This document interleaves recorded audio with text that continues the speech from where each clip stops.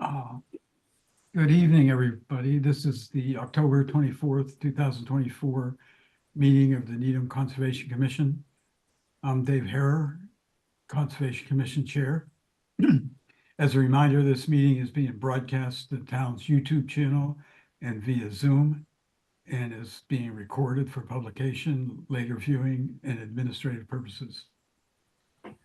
Before we get started, I would like to confirm the presence of the members of the commission and staff. So when I call your name, please acknowledge. Sue, I believe, is sick, so she's not here.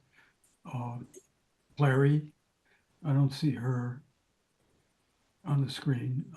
Reed, Present. Bill, Present. Fred, Here. Paulina, Here. Deb, Here. and Clay. Here. Okay. All supporting materials have been provided to the commission members, and they're available on the town's conservation website. A few rules for the meeting. I'll open and introduce each hearing on the agenda, and then introduce the applicant or their consultant to begin project presentation. After the conclusion of the applicant's presentations, I'll call on the staff and then each commission member to provide their questions or comments. Please wait until your name is called. After questions or comments from the staff, I will solicit comments and questions from the public. Please wait until the chair yields the floor to you, and please state your name before speaking. And finally, each vote taken during this meeting will be conducted via roll call. So let's go to the agenda. I don't believe we have any minutes ready for approval tonight. No, we don't. And I don't think What's we next? have any enforcement or violation updates. So the first item on the agenda is 898 South Street, DEP file 234-934. And my understanding is the applicant wishes to continue this until the next meeting, which is November 4th, I believe. November 14th, I'm sorry. Yeah, November 14th. All right, so can I have a motion to continue the hearing for 898 South Street to November 14th, 2024? So moved. Second. Okay, let's vote. Bill, Aye. Fred, Aye. Paulina, Aye. Reed, Aye. and Clary. Aye. Okay. Next item is 148 Edgewater Drive. This is a request for determination of applicability. And who do we have here representing the client? Karen Skinner-Catroni. Okay, Karen, do you want to just give us a brief description of the project? Sure. Clay, do you want to put the plan up or would you like me to do it? Yep, I can pull it up just a moment. Okay, so I'll get started. For the record, my name is Karen Skinner-Catroni, wetland consultant representing the Jeff Garber, owner of 148 Edgewater Drive. So I flagged the site on 9/13/24. Only riverfront was flagged. The line runs across the rear of the yard. The applicant is proposing the construction of a 45-foot by 16-foot deck attached to the rear of the existing house. A portion of the deck will cover an existing patio.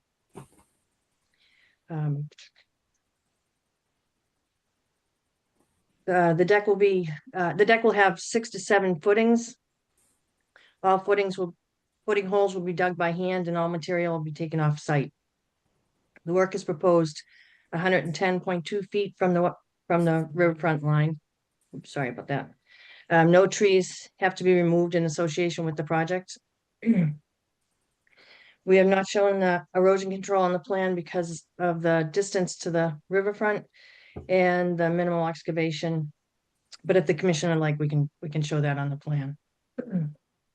Any materials necessary for the work, any wood or anything like that would be placed on the side of the side of the existing house, not in the rear yard. And I think that's about it. If anybody has any questions. Oh, yeah, Excuse me. pretty straightforward. Deb, do you have any comments? Oh, sorry, I am unmuted. Is there gonna be gravel beneath it? So, just plan on grass for now. So a portion of it is existing patio, Mm-hmm. and then the rest will just be the grass, the lawn. Okay, thanks. That's all I have. Any of the commissioners have a question? I guess you could just raise your hand here. No? No. Okay, the only question I had is, the pavers on the existing patio, is that impervious or pervious? And It's is the deck- impervious. The patio's existing, And it's and impervious. it is pavers. Okay, what about the deck? Is it gonna be? The deck pervious? is gonna have wooden slots, so there'll be spaces between. Okay. All right, if there's no, no questions from the commissioners, has anybody in the audience got their hand raised? Clay? There are no raised hands. Okay, so, then I guess if we're all okay with this, can somebody make a motion to issue a negative determination of applicability for 148 Edgewater Drive? So moved. Did you close the hearing? Oh, that's right.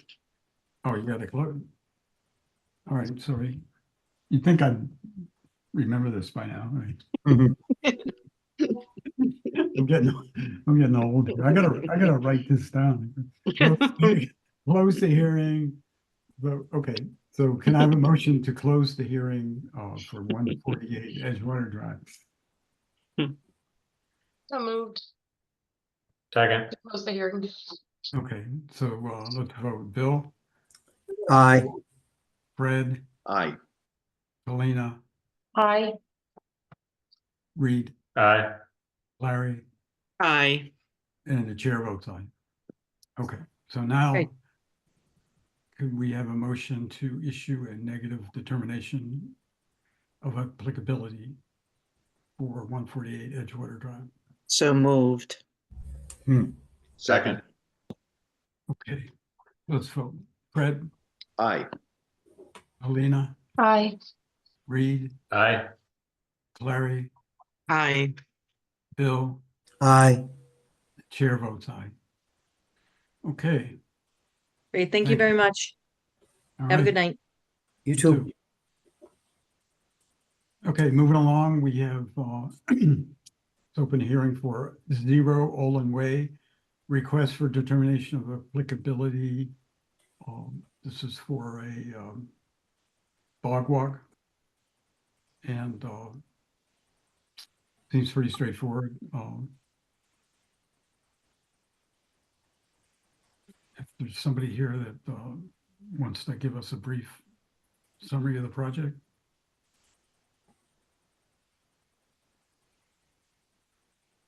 In just a moment, the applicant may have ended up as a panelist. Okay, So it does look like Denny is here as well.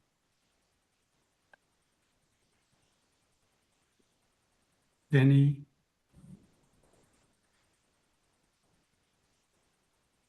Denny Knack. Or Vinny. Yeah, we can't hear you, Denny.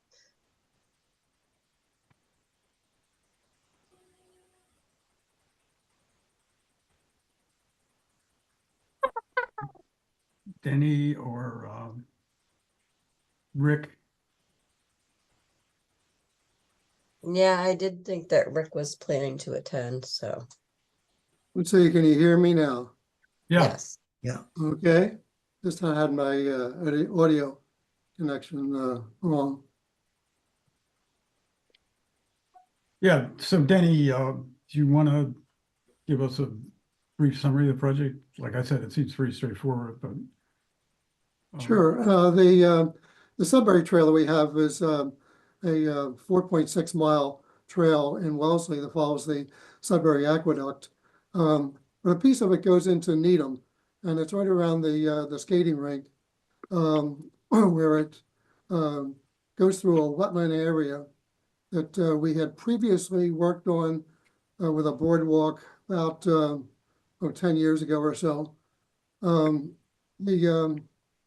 area that we now- Can I be heard at this point? Hello? Okay. Hello. Oh, there's Yeah, Chris. I apologize, folks. This is Rick Moncho. I've been part of the meeting from the very beginning, but whatever, I wasn't allowed in, and I had to figure my way out that I'm a panelist. So in any event, I'm here now. Okay, And Okay, so what it's I all figured out- yours, Rick. Yeah, sure. So the purpose for this extension to the existing bog bridge is that what we want to do is have a small inventory of projects for the Boy Scouts of America. We frequently get asked by Life Scouts who want to become Eagle Scouts for projects that they can work on. And sometimes by the time they ask us, and by the time we find a project and get it approved, it's really too late. So we said, why don't we look for some areas where we know we have problems and get them lined up so that when the Boy Scouts come to us, which they will do in the next 4 to 6 weeks, we'll be ready for them. I'm actually a member of the committee and responsible for a certain area. And this one, as Jenny was describing, it is in a wetlands area and it's owned by 3 properties. So ultimately it's a needed decision. So we put through all the required paperwork, to my knowledge, with Debbie's terrific assistance, and you have it all there. And it's simply an 8-foot extension, 3 feet wide, to a bridge that's already in place. But what has happened is, because it's a very used area, both by foot and by bikes, I see quite a lot of bikes on it too, it gets really beat up and bogged down and very muddy in the spring. And we measured the distance that we believe would be required to get us past that area to where it's much drier. There's a real dip, okay, and get beyond the dip and get to a much drier area and make it a much more pleasant experience for everybody who's using the trail. okay. Oh, thanks. Any comments from the commission or staff? Fred? Yes, I did some reading, and apparently the chemicals for pressure treated wood have become much less likely to leach out nowadays. Is there anything that we should be considering on that or specifying? Not to my knowledge. It's been used for all of the bog bridges we've built thus far. And Sure. we've not had any adverse to either plants or animals or people. We're not aware of any damage from it at all. Yeah, Fred, I would concur with that. Like, I'm involved in a lot of that kind of work, and the chemical is stable. Yeah, I assume so. I just wanted to double check. Thank you. Sure, absolutely. Anybody else? Clary has her hand up. Oh, you do, or you're just? No, she doesn't. She did. No, Oh, we she's can't hear you, Clary. We Can can't. you hear me? Yeah. Sorry. Good afternoon, everyone.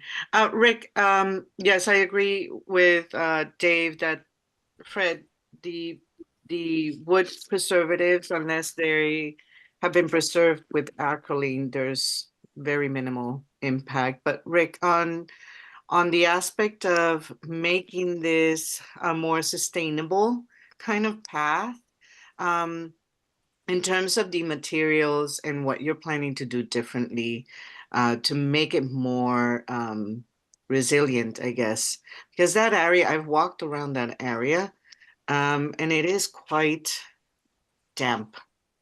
I would say almost all the time that I've been around that area, it's really damp. So what are your thoughts? What is it that you're proposing to do so that it's more resilient to the inclement weather and also just, just to make it more sustainable, so we don't have to do this again, in 10 years, and make it a good project for these future Eagle Scouts, right? Sure, great question. When you say more sustainable, I'm not exactly sure what you mean. To me, the problem that was created was it wasn't built long enough in the first place. Okay, when we stood there and you saw the grade, it's a little hard. It's sort of like going like this, and they built the bridge here, but they didn't build the bridge here. You know what I mean? So it's more. There's nothing wrong. The better way to put it is what's there today is working fine. It's just not long enough. And when I looked at the grade, had I been involved in it way back when it was done in the first place, I would have insisted that it not stop where it stopped. I'm not sure why it did, because the grade makes it quite obvious that it had covered a certain area, but it was by no means, covering an area that was long enough. And this is simply the grade. It's not just the grade on the path. I mean, you can just look around and see it's just the way it's all working, So you're planning to what- use the same materials, right? And just extend it the same way. Correct. Okay. Correct. And the important thing is what's in place today. We're not replacing what's in place. We're extending on to what's in place because there's nothing wrong with what's in place today. Okay. Yeah, I would note that, the pressure treated wood that's available, ground contact, pressure treated wood would last 20 years or maybe even longer. Non-pressure treated wood, it's a guess how long that would last. So I think the pressure treated wood is the appropriate material.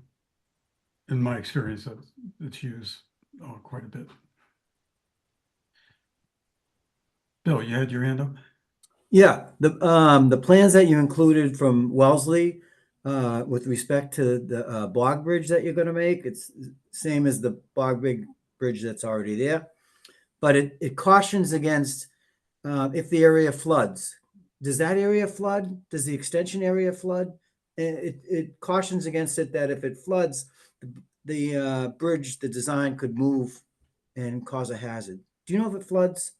That's a good question. I've been involved with that particular section for a few years now, and I've never seen it flood.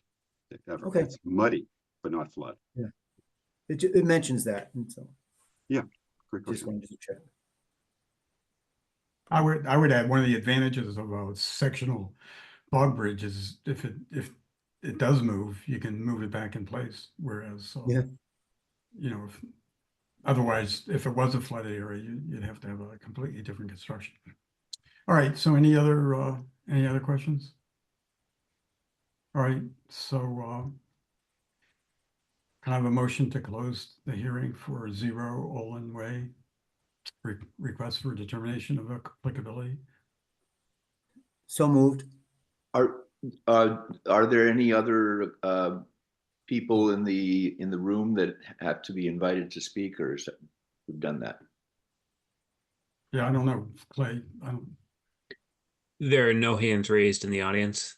Okay, all right, good. Yeah, I second that motion then. All right, let's vote. Bill, Aye. Fred, Aye. Paulina, Aye. Reed, Aye. Clary, Hi. and the chair votes aye.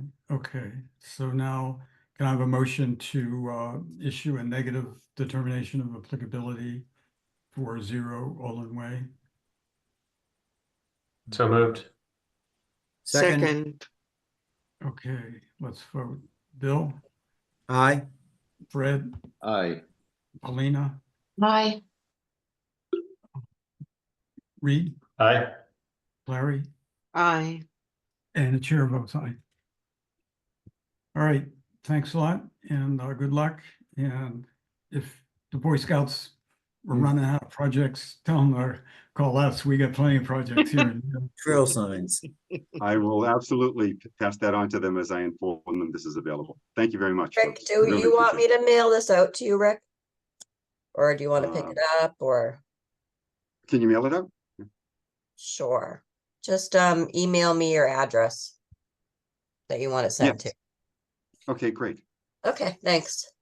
Thank you, everybody. And Debbie in particular, thank you for all your guidance on the Oh, process. no worries. Good job. Okay, thank you. Good night. Bye-bye. Good night. Good night. Okay, next up is 138, 188 Linden Street, DEP file 234-936. This is a continued notice of intent. I think, we've reviewed this project quite a bit over the past year or so. And since the last discussion, there have been a few changes that the applicant wants to present to us. Yeah, So- let me, Dave, this is Reg Foster, Chair of the Needham Housing Authority. I'm just going to turn it over to Dan and Greg from our team. There were a couple of last minute glitches that came up with the planning board review. Some second thoughts from the fire department and from DPW. And we have a little short presentation we can go over to, it does affect the calculations and the plans you saw in a very minor way, but we thought it would be obviously make sense to brief the Conservation Commission about it. So Dan or Greg or whoever's going to take it forward from here, if you don't mind. I'll hand it over to Greg. Okay. Yeah. Thank you, Reg. Good evening, everyone. For the record, Greg Hockman from Epsilon Associates with a project wetland scientist. Reg summed it up nicely. As some of you may know, or all of you may know, we were before the Conservation Commission. We were also before the Planning Board for site plan review. And during that process, lots of times comments come in from various folks like the fire department, police department. In this case, we got comments from town engineer, DPW, and the fire department. And they were meaningful comments. And two of them had an impact on the design, which is why we're before you tonight. Positive impact from our opinion. So during the site plan review process, the town engineer, DPW and the town engineer asked if the capacity of the stormwater infiltration system that we were proposing under the northern parking lot in front of the building could be increased in size. This area tends to flood often. There's been a history of drainage issues down in this part of town. So the team got together and said, sure, we can double the capacity. Even though the prior design did comply with everything that was required, the team thought it was a great idea. So they increased the capacity of the infiltration chambers by double. So the prior design that was before you had a 54% decrease from the current condition. The new design, the revised design, has a 78% decrease from the current conditions. So much better from a stormwater perspective. I should point out that the infiltration chambers themselves are outside the buffer zone, but because the stormwater management design is part of the notice of intent, the entire stormwater management design is, in my opinion, in the commission's jurisdiction. So as a result, we submitted revised plans, revised calculations to both the commission and Mass DEP. We also added a rain garden, and we'll show you where all these features are in a moment. But we added a rain garden in the landscaped area between the southern half of the building and the southern parking lot. Again, outside the buffer zone, but a nice component. And then that brings us to the fire department. At a meeting in early October with the fire department, a request was made to us to extend the 2 fire lanes that we had on both sides of the building a little bit further around the back, as much as possible, but still staying outside the commission's 25-foot buffer. So it resulted in us able to increase these fire lanes slightly. And the whole idea was the town got a new tower ladder truck, and the fire department wanted that truck to be able to access a little easier around the sides of the building. The ladder itself can extend 100 feet, but getting the radius a little bit further around the back would certainly help. And then we were also asked to slightly widen the proposed walkway that we had behind the building such that ladders and non-vehicle type apparatus could go out back if need be for emergency purposes. The fire department confirmed that a full vehicular fire lane was not required behind the building, and that sufficient emergency vehicle access is provided in the revised design on 3 sides of the building. Those are the revisions in a nutshell, but I'd like to show you where they are really quick if the commission would like us to. Yeah, sure. Go ahead. So Dan's going to pull up the plans here, and this is the prior design. The yellow boxes that you see are the 2 subsurface infiltration chamber systems that were proposed under the parking areas and the driveway out front. And then the next slide shows you in blue what we were able to do, which is essentially double the capacity. And again, resulting in a 78% decrease from the prior 54% decrease. So much, much better. There's a new ladder truck that the fire department got. And then the next slide is going to show us the extensions in orange. So we're still very close to the 25, as was the prior limiter work, but we're still outside. And this didn't result in any further encroachment into jurisdictional areas. Erosion controls are in the same spot. It is going to be a permeable paved surface, so it won't be impervious. It will allow water to go through, and as I mentioned before, the stormwater calculations were all redone to incorporate these changes. And we just had some information about the rain garden, and I think the next slide will show us where that rain garden's going. There it is there in yellow, and that's in front of that building, again, outside the buffer zone, but it's part of the stormwater management area, so definitely within the commission's jurisdiction. Be happy to go. Oh yeah, those are the walkways. You can see they're not a uniform width. It's kind of a variable width. But by doing that, we were able to avoid the need to put a full fire lane behind the buildings. And as I mentioned, the fire department's satisfied with these modifications. And that's it. I'd be happy to go through these in more detail if the commission would like us to. I know at the last hearing we were very, very close, and I'm happy that we didn't close and have the permit issued because we'd be back with an amendment. So it all worked out. Okay, great, thank you. Again, rather than going through everybody, I'll just ask for any comments. Just raise your hand if you have any questions or comments. Fred. Bravo on the rain garden. What inspired that? I'm just curious. You know, our new sustainability manager, Gabby, she attended the DPW meeting that was mostly about expanding the stormwater, but she said one comment she had was, gee, can we find a place where we can put that in from a sustainability point of view? And we said, actually, we have this area we've been trying to figure out what to do with. It really hadn't found its destiny. It's a perfect place for it. So it was a serendipity is what it was. Go Gabby. All right, that's great. Thank you.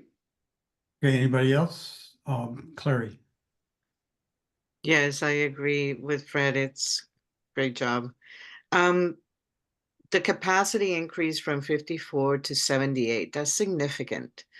Out of curiosity, Reg and Greg, was it mostly that the fire department anticipated? I mean, I understand there's a flood potential in that area, but that's quite significant. Is it possible that they were thinking more on the potential event of a fire and the amount of water they would use to put out a fire for a building that size? Or can you repeat again, why was it increased so significantly?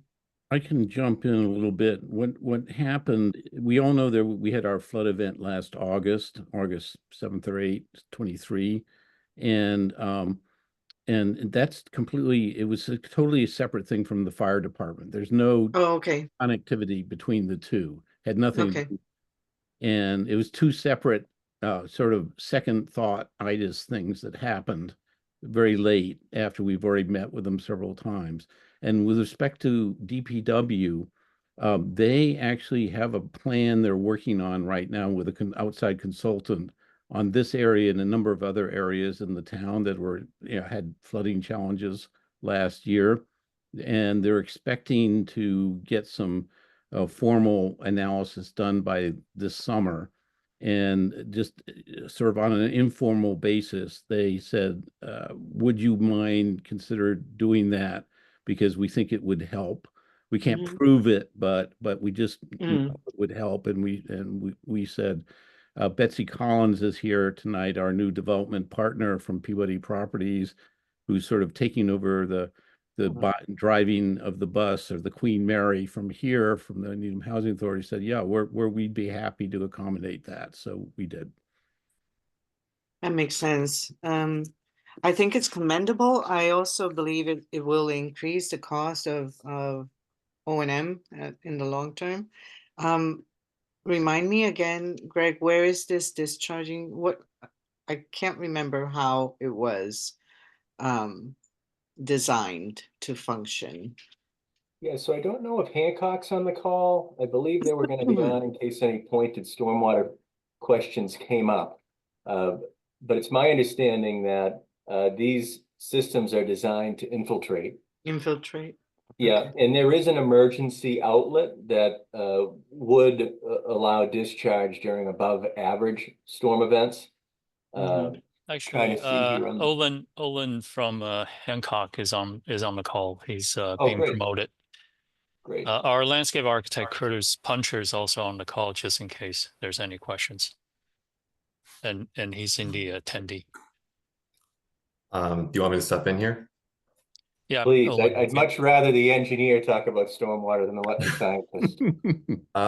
So basically those systems are discharging to the existing stormwater drains in Linden Street. With the increased capacity of that system, there's going to be no stormwater discharge all the way up to the 25-year reoccurring storm event. So the storm that happens every 25 years, that system's going to capture all of that water and nothing's going to get out. So that's why we decided to go with that size of the system, just because of kind of Needham designed for the 25-year storm event, and we're capturing all of that water and infiltrating all of that water into the ground. Everything after that, it's going to start releasing into the existing stormwater drain in Linden Street. Okay, so none of it is going into the creek. I forgot the name of the creek. So it's just a wetland back It's a there, wetland. but so from drainage the existing conditions, it's a massive decrease amount of stormwater going into that wetland back there. I forget what the number is. It's like 90% decrease of stormwater going back in there. So under Massachusetts stormwater regulations, we have to have anything less than the existing water going in there.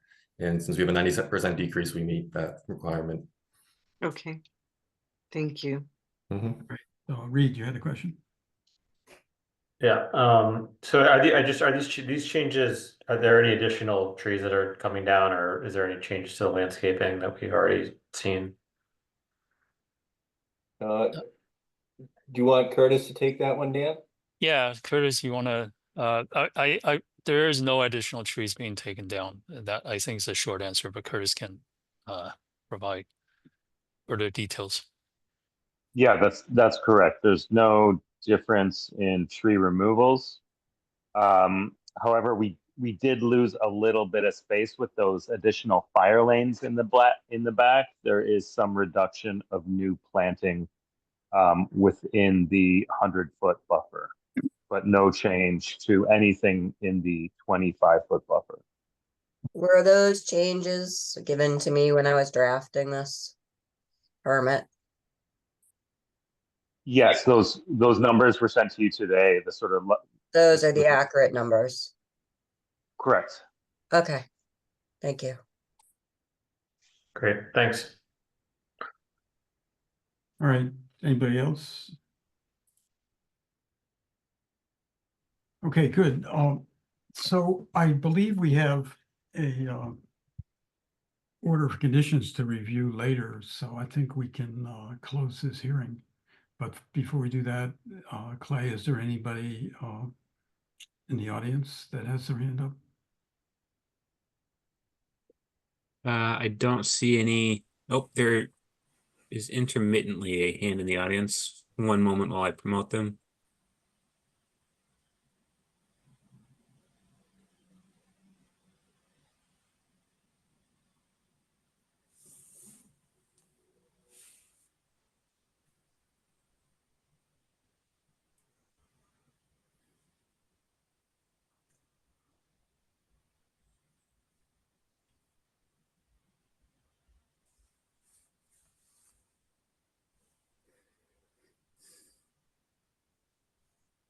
Video, audio, can you hear me? Hello? Hi. Hello? Can you Yeah, we can me? hear you and we can see you. Can you state your name and? All right. Okay.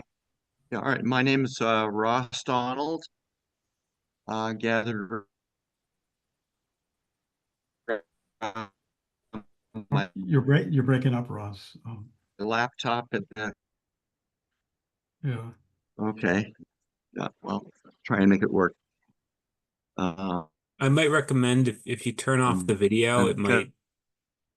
everything turned up here. Okay, once again, please. If you turn off the video, it might work. Turn off the video. Okay, sure. Sure. So you start.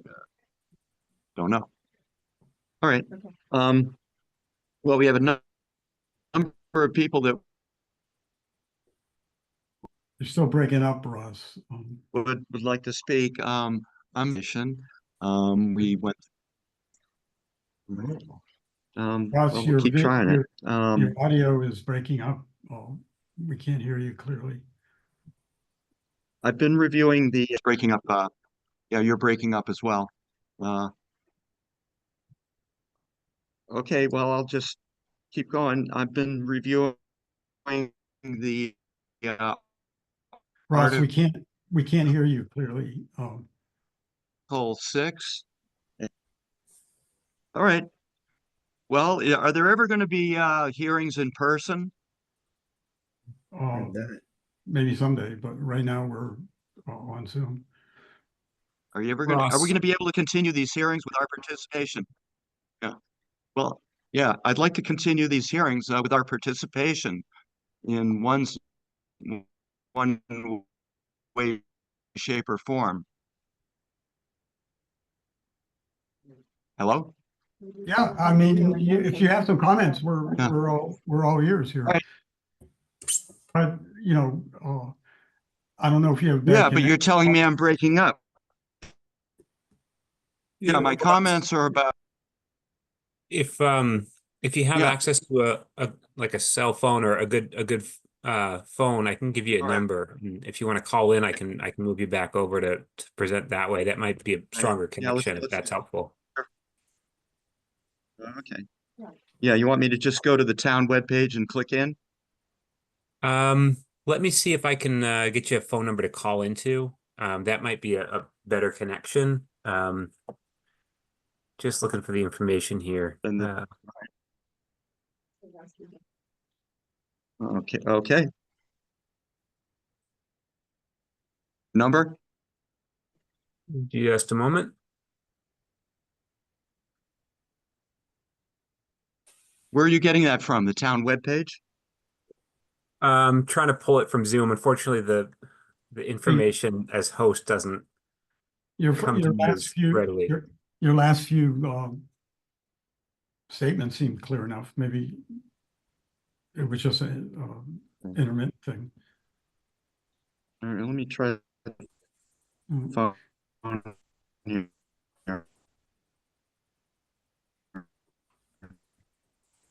Commission. Yeah. All right. Well, I have a concern because we've been having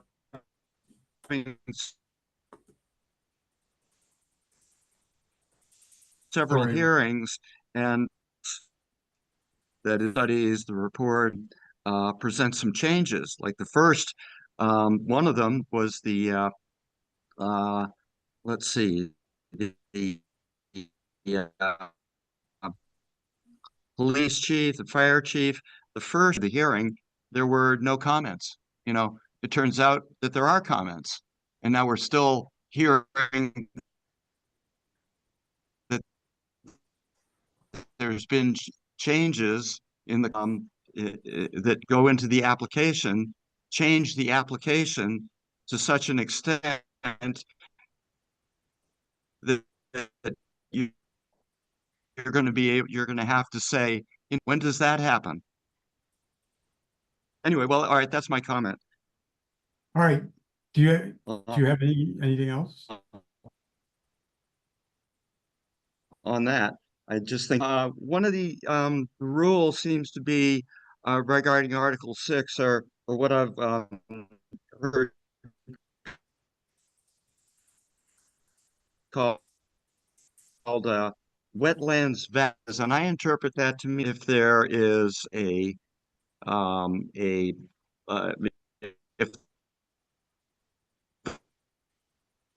the breaking up footing of the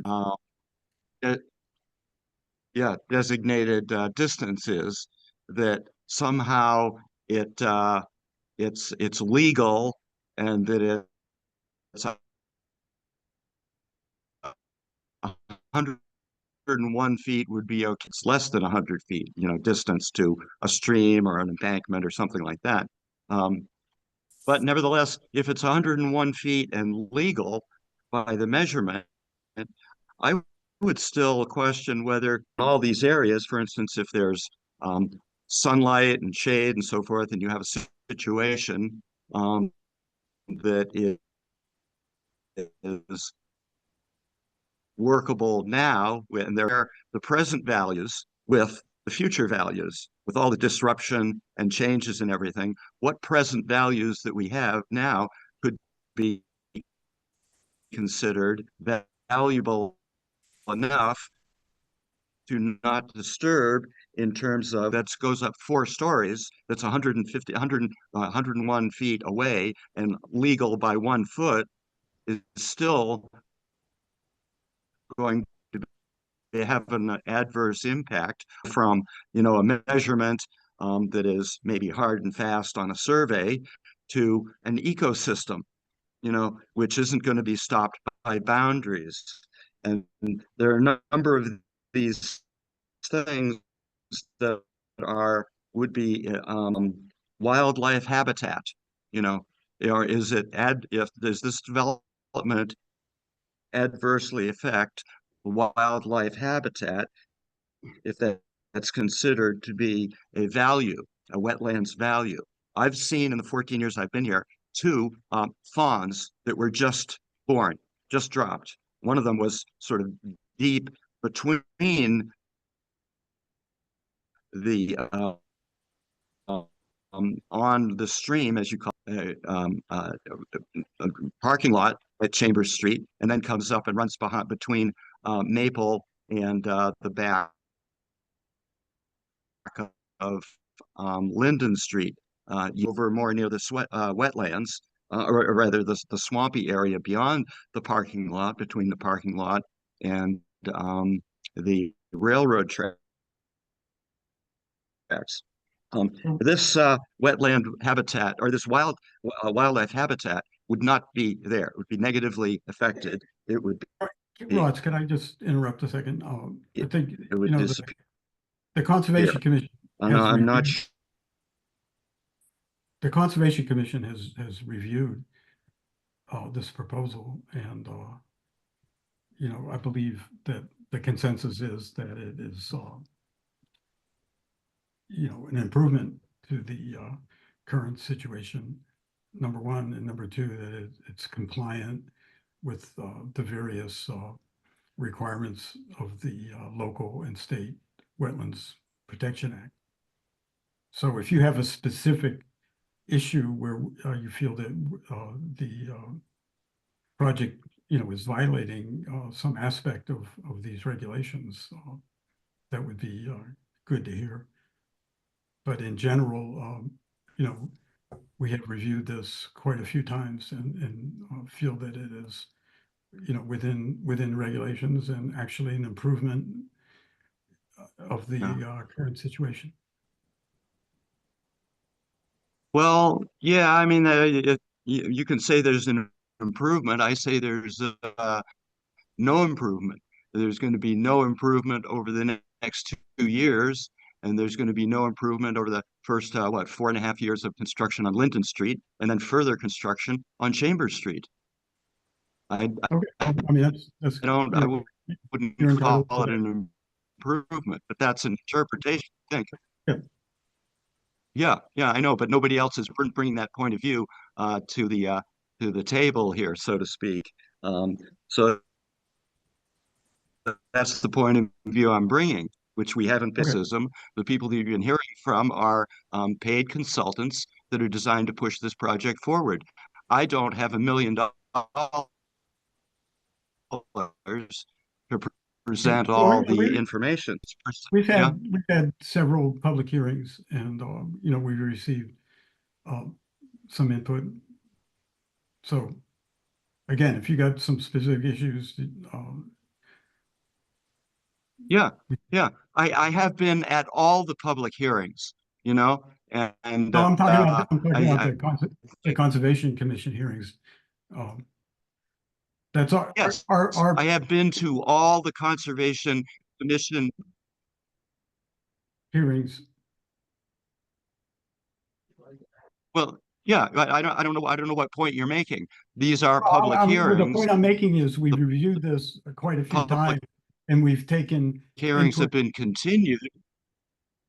Right, because of, you know, some various changes. So we've been taking input. So I don't think that this commission has had a blind eye or blind ear to any concerns that have been raised by the public. And well, I'm sorry. I'm not characterizing you as having blind eyes and blind ears. You know, if you're worried that you haven't heard it, I will say that you haven't heard all the information, and things keep on changing. For instance, there's a lot of information here being presented by the proposals. Yeah, I kind of beg to differ with you. And again, if you have a specific issue about this project and how it's not complying with the regulations, would be glad to hear it. But so far, you know, you haven't really been specific in terms of what your concerns are. Well, I just mentioned my concerns about the wildlife habitat. Well, the commission does how it's not going to be adversely affected. That has not been presented. The commission hasn't determined that this is a wildlife habitat. There is a procedure for that, and you know, we haven't come to that. Well, I'm just trying to read the. I'm reading from the article. Isn't it Article 6, where it lists things that could be considered in terms of wetland values. So that's what I'm addressing. I'm saying that, and that's in a list of things. It goes. I'm telling you, we've considered that, and everybody has had a chance to comment. So I have never heard any testimony or any information regarding the nature of the wildlife there, and I'm presenting information that you have not heard before. Okay, so I think this is valuable for a public hearing to hear this sort of thing. You may disagree, but this is the only opportunity that we've had to speak on these matters. The application itself has only been available to me in paper, so it's legible and readable. You know, for the past maybe 3 weeks. All right. So is that your comment to wildlife? Yeah, and it also on groundwater and water supply. I think it is good to hear from Gabby and the sustainability approach, and there are others too. For instance, there could be a collection of rainwater off the roofs, for instance. That if it were put into cisterns and holding tanks, it would also keep the water, from getting into the groundwater, and it could be a form of water supply. It affects the water supply. We could collect water off the roofs, have it collect in cisterns for the gardens, for applications. So this is the kind of thing I haven't heard anything along these lines, and these are issues about sustainability, water management, ecology, environmental management that we're not hearing about. So I think this is at least one opportunity to bring these issues up. You got anything else? Yeah, that's I talked about two. One was the wildlife The wildlife impact, and I'm water management. Anything else? Yeah, I have more, and I'd be happy to relinquish my 3 minutes to somebody else if I can come back and continue my list. But in terms of wildlife, it's not just fawns. It's frogs, and I don't know what would be termed to be fisheries or not, but we do have both the kids hunt for frogs and also a blue heron that makes its home at the reservoir, comes to the creek here to be part of the ecology here. The second one, I don't know how it would affect groundwater.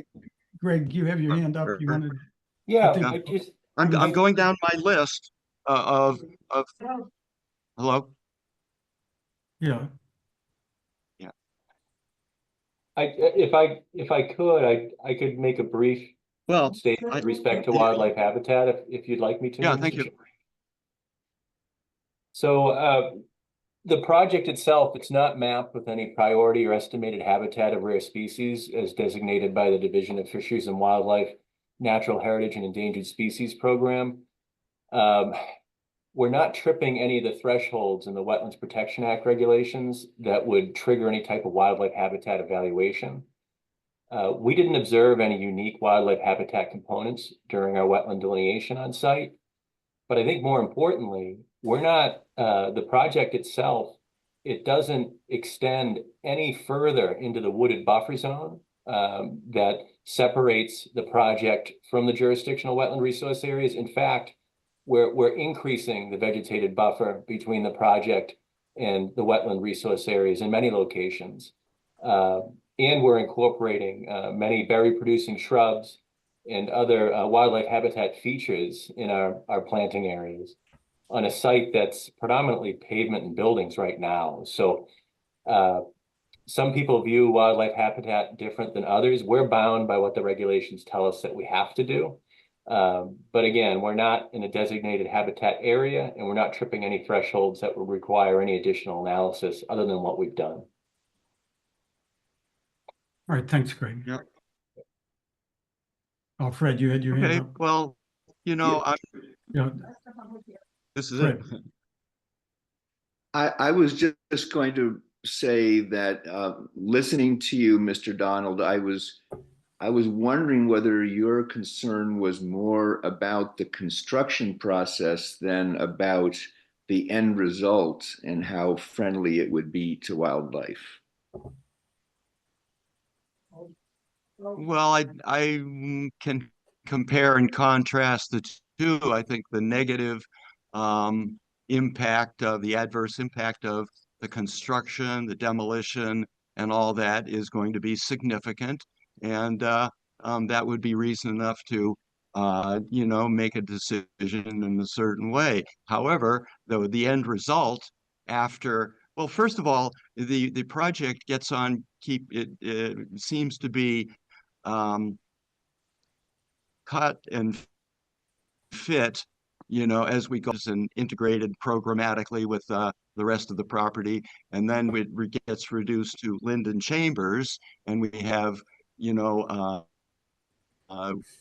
1.386 million to do pre-development, but that money isn't going to be spent on chambers apparently now, or if it is, it's not going to be used now. So then we've reduced it to Linden Street, 72 units of existing units on Linden Street, and even that has been subdivided to a point where we're doing Linden 1A, and maybe, or maybe not, we'll do Linden 1B, right? So we take 32 units, tear them down, build up another one, move people around, and the habitat, the wildlife, and the natural area is going to be negatively impacted. The project is not going to be finished, and before they even, I don't know what they're going to do about moving people in, and then starting up part 1B. They're already talking about, we'll do one half, and then we'll do a stage 2 financing, you know, if we continue. So this Chairman, is chaotic. Chairman Harris. Yeah, project. Clary, do you have a comment? Yes, I understand our neighbor's concern. I also understand that we need to look at the positive impact this will have on our community in providing opportunities for for people to be able to afford living in Needham. However, I have a question for your team, Reg. Are they going to submit a CGP to EPA? So it is going to be subject to a NIPD's permit, and yes. Okay. So, yep. So Greg, can you explain to our neighbor all the things that go into the preparation of that NOI so that it will satisfy his concern, because that will be covered. If we're not doing a CGP and the NIPD's NOI, Ross, Mr. Donald, will actually be a comprehensive permit. So Greg, if maybe that will satisfy Mr. Donald's concerns, if you kind of go through that process. And Reg, I'm just, I've done this so many times, so I'm kind of stepping over your toes. No. But That's fine. But That's go fine. ahead. So because we're going to be disturbing a certain amount of the site at one time, we're going to be subject to the EPA NIPD's permit process, where we'll have to file a notice of intent application with the EPA, and that will essentially require a stormwater pollution prevention plan and a lot of general housekeeping measures that have to be kept up during the construction of the site. The intent is to keep areas around the active construction site clean, free of sediments, avoid sediments going where they're not supposed to go, not just from stormwater, but that includes dust and many other aspects. That's going to be something that we'll probably be filing very soon. And will that cover any habitat impact assessments, any potential takings or considerations for any kind of habitats that will affect any species in the area? Yeah, no, I wouldn't expect it to be anything different than what we've essentially done with our notice of intent that's before the commission. If we were within mapped species habitat, rare species habitat, or estimated habitat, or an area of critical environmental concern, there may be other features that would have to make it into that stormwater pollution prevention plan, but we'll have to check all the boxes and make sure that we're complying with everything that the EPA requires us to. So, Mr. Donald, in my opinion, what I'm hearing, if I may, what I just heard, and I've heard before, is that the proposal now, the modifications that have been just introduced tonight, are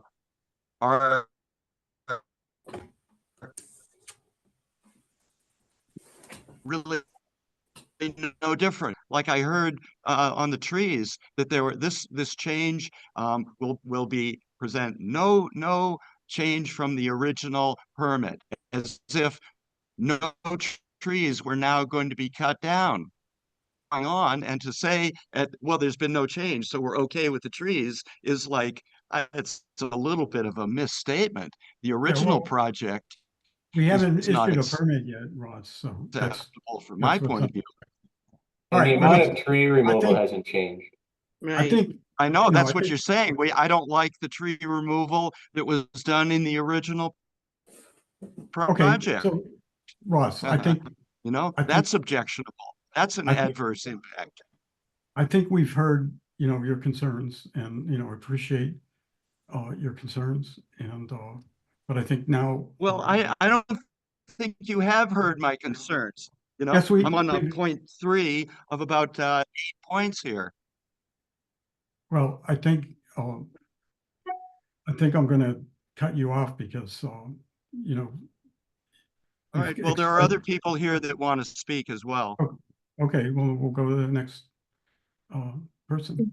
Dave, I don't know if it'll be helpful if Mr. Donald submits Mhm. his list to conservation so we can review it before the next meeting. Oh, I agree. geez, and I could go back to school to study all the rules and regulations and finding out Clay- what applies. I don't know what you're talking about with CEP and EPA. I thought we just Clay, went through. is there anybody else? Is there anybody else that has their hand up?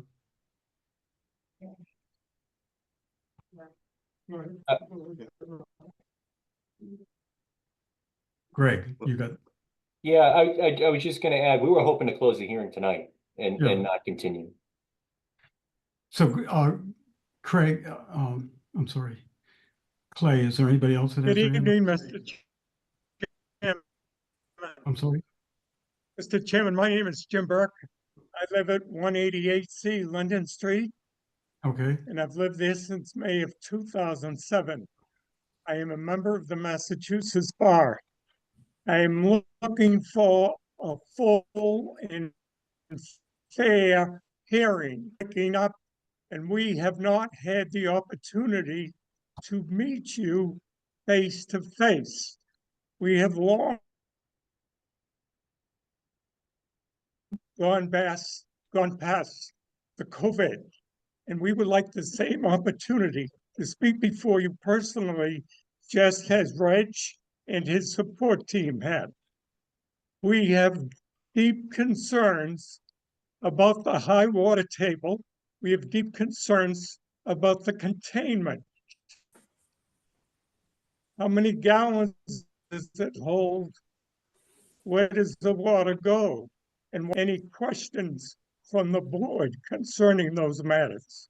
Again, if we could have a face-to-face hearing, and we would be able to see one another. Thank you. okay, thank you. Clay, is there anybody else? I have a comment or a question. Dave. Before, let's just. Oh, okay. Get any input from the public. Yeah, there's no more hands in the attendee side. I'm not sure how many users. I believe that there was multiple users on the account with Ross. Yeah, we've got a few people in the room, but You're not well, there, as long as we can get all those. yeah, well, I have some more comments if the hearing is still open. I think, we've given you abundance of time to comment. I don't know. I think your comments are kind of general. It's hard for us to, Yeah, they are general. They're on the level of values, wildland and- regulations. So I think that's under the purview of the Wetlands Commission to opine and ultimately vote on the values here. Let me just collect a couple additional comments from our commissioners here. We got Paulina, you had your hand up. Thank you. I did. So I didn't know if it would be helpful because I believe we we do need to listen to everybody's comments. If Mr. Donald and everybody who is with you, Mr. Donald, could formulate your questions in maybe a bullet form, and provide it to Debbie. Sorry, Debbie, giving you more work to do. And she could distribute it to both Greg from Epsilon and to the commissioners, just so that you know, the engineering and construction team can comment on them. And the commission can also see all your comments and see the comments from the consultants. And I'm not saying this to delay this project any further, but this is, you know, I think we might appease everybody this way. Mr. Chair, may I make a suggestion? Oh, yeah.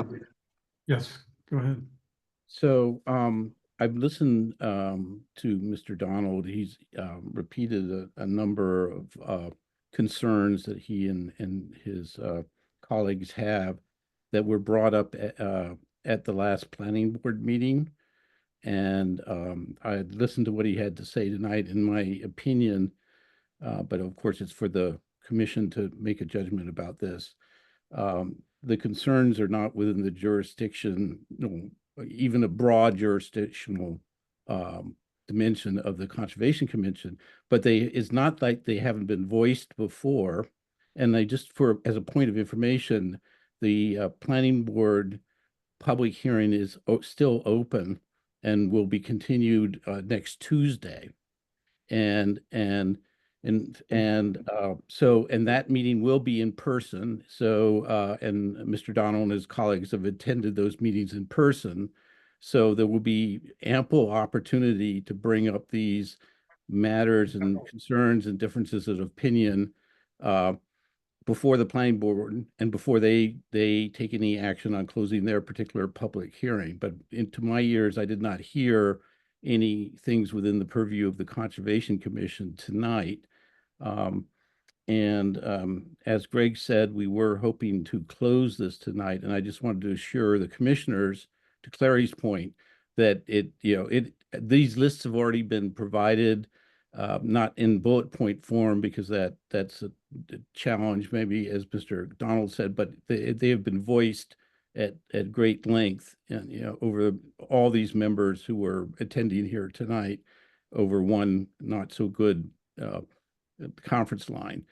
And so I would recommend that that the commissioners have the assurance that they're going to get one more day in to be heard again, partly because of the concerns that were raised the last time around about the flooding that led to some of the discussions about addressing the fire lane dimensions and also the additional retention capacity doubling that we did and so forth. And so that was in response in part to these concerns that were already raised, and they're properly before the planning board right now. And then the other point of information I wanted to offer is just this afternoon, the fire department and DPW, Tom Ryder, the town engineer, both submitted their sign off on these tweaks to the plans that have been before the town for the last couple of months, the ones that we just reviewed with you, and saying they're now completely satisfied that the various concerns have been met and they are okay with the project proceeding as designed. So I just wanted to provide that information here. All right, thanks. All right. If I may, Just one second. Yeah, pardon me? Clary, you had a comment? Yeah, well, I'd like to comment. What we have is may I speak? You can speak in just a minute. We've given you plenty of time. We had a comment from Clary. Well, yeah, all right. Clary? All right. What I want to say is that the process has been a round robin approach where the plan is to get your approval and then go to the planning board and see, and then say, see, conservation is okay with this. They're fine with it. No problem. Move on.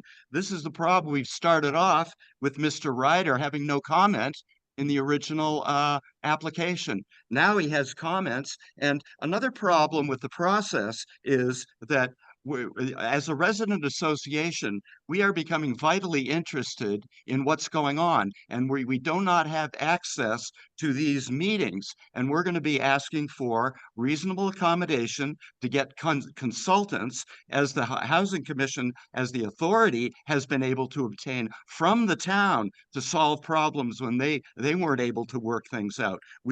This meeting of yesterday, you refer to Mr. Ryder. I have the letter that was prepared, at least I think it was the last letter, and as well as a document on the other town engineers' issues too. Now that's only in a digital form, and I can't look at it very easily, on my little laptop here. But that's something that I've only come across recently that I didn't see in the original application. So again, at what point do we modify things, change? So, All right, Clary, let's okay, why don't yeah, you make your comment, and then I'd like to yes. move this to a vote. So Yes, I hear our neighbor, and I am concerned that they feel they are not being heard, Chairman. So I agree with Paulina, but I also agree with Reg that the jurisdictional part is something that we enforce in our side, and I have not heard yet anything that counters to what our bylaws say as part of this project. Now, if there is any significant change, which I don't see personally, in my personal opinion, in my professional experience, that the team has brought forward, then I think, Mr. Chairman, it it behooves us to move forward with our jurisdictional aspects of what we are here to enforce. However, because there is such an element of contention, I do agree that those concerns be in written form, what Paulina has proposed, which I agree with, and that we review that, but we put our comments forward into the planning board. So they have at their jurisdictional aspects of the planning elements and approval, consider any kind of comments that we may have outside of the, the bounds of this meeting. I just feel like there are a lot of concerns that are not necessarily within our jurisdiction. And I have not heard any specific explanation as to how the concerns really do impact the project and the way it has been put forward to us. So Well, that's just to put it on Okay. record. That's all I think. I can let me respond to that, if you will. What I Wait, hear is can we just, Ross, can you just hold on? can a I second? respond to what she just said? When May I respond? When to I what she just said? recognize you, you can respond, but first, Greg had his hand up, so. Yeah, I just wanted Well, to, I mean, this is our fourth public hearing. This is the first time we're hearing from Mr. Ross. Donald, Ross is the first name. Ross is the sorry. first name. Donald This is is the last name. Don't confuse me with the golf course architect. This is our fourth public hearing. This is the first time we're hearing from Mr. Donald.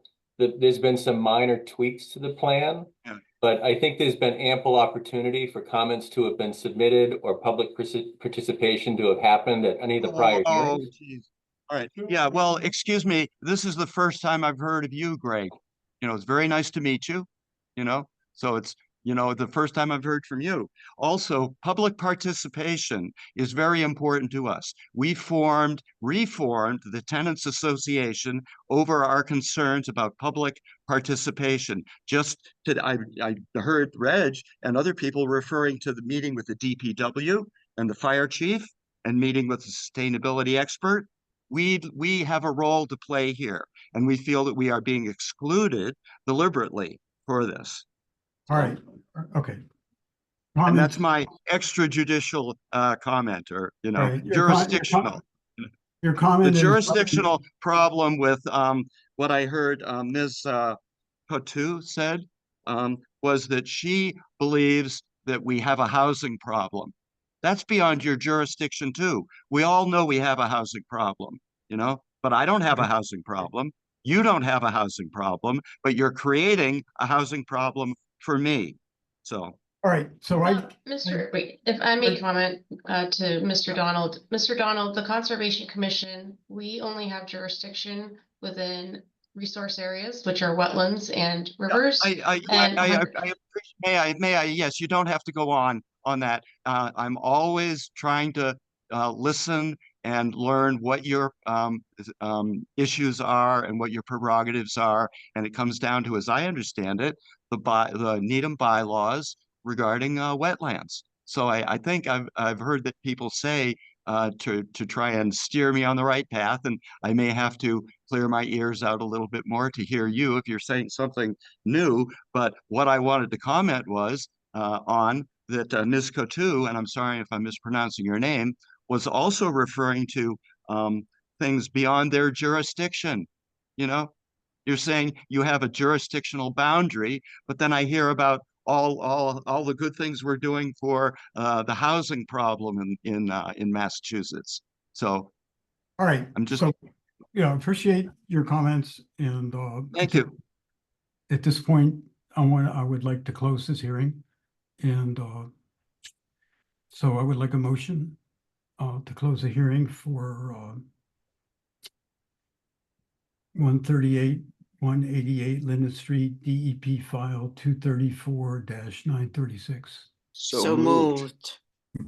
Okay, let's vote. Clary? Aye. Paulina? Hi. Bill? Aye. Fred? Aye. Who am I forgetting? Reed? Oh, Reed. Yeah, I didn't see you. Reed? Aye. And the chair votes aye. Okay. Thanks, Reg. Thank you very much. Commissioners, appreciate it very much. And thank you for all the support and hard work you put into this application. I very much appreciate it.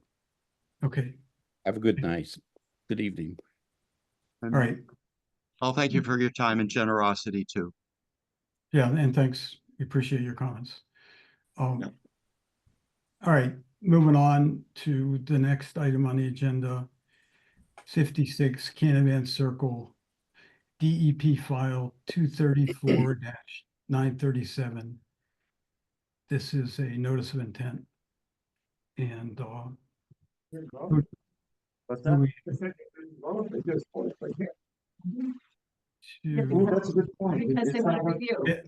who do we have to represent the applicant? Is it Russ? Yes. Good evening, everybody. Russ Waldron here for 56 Canavan Circle. I'm going to pop the plan up here.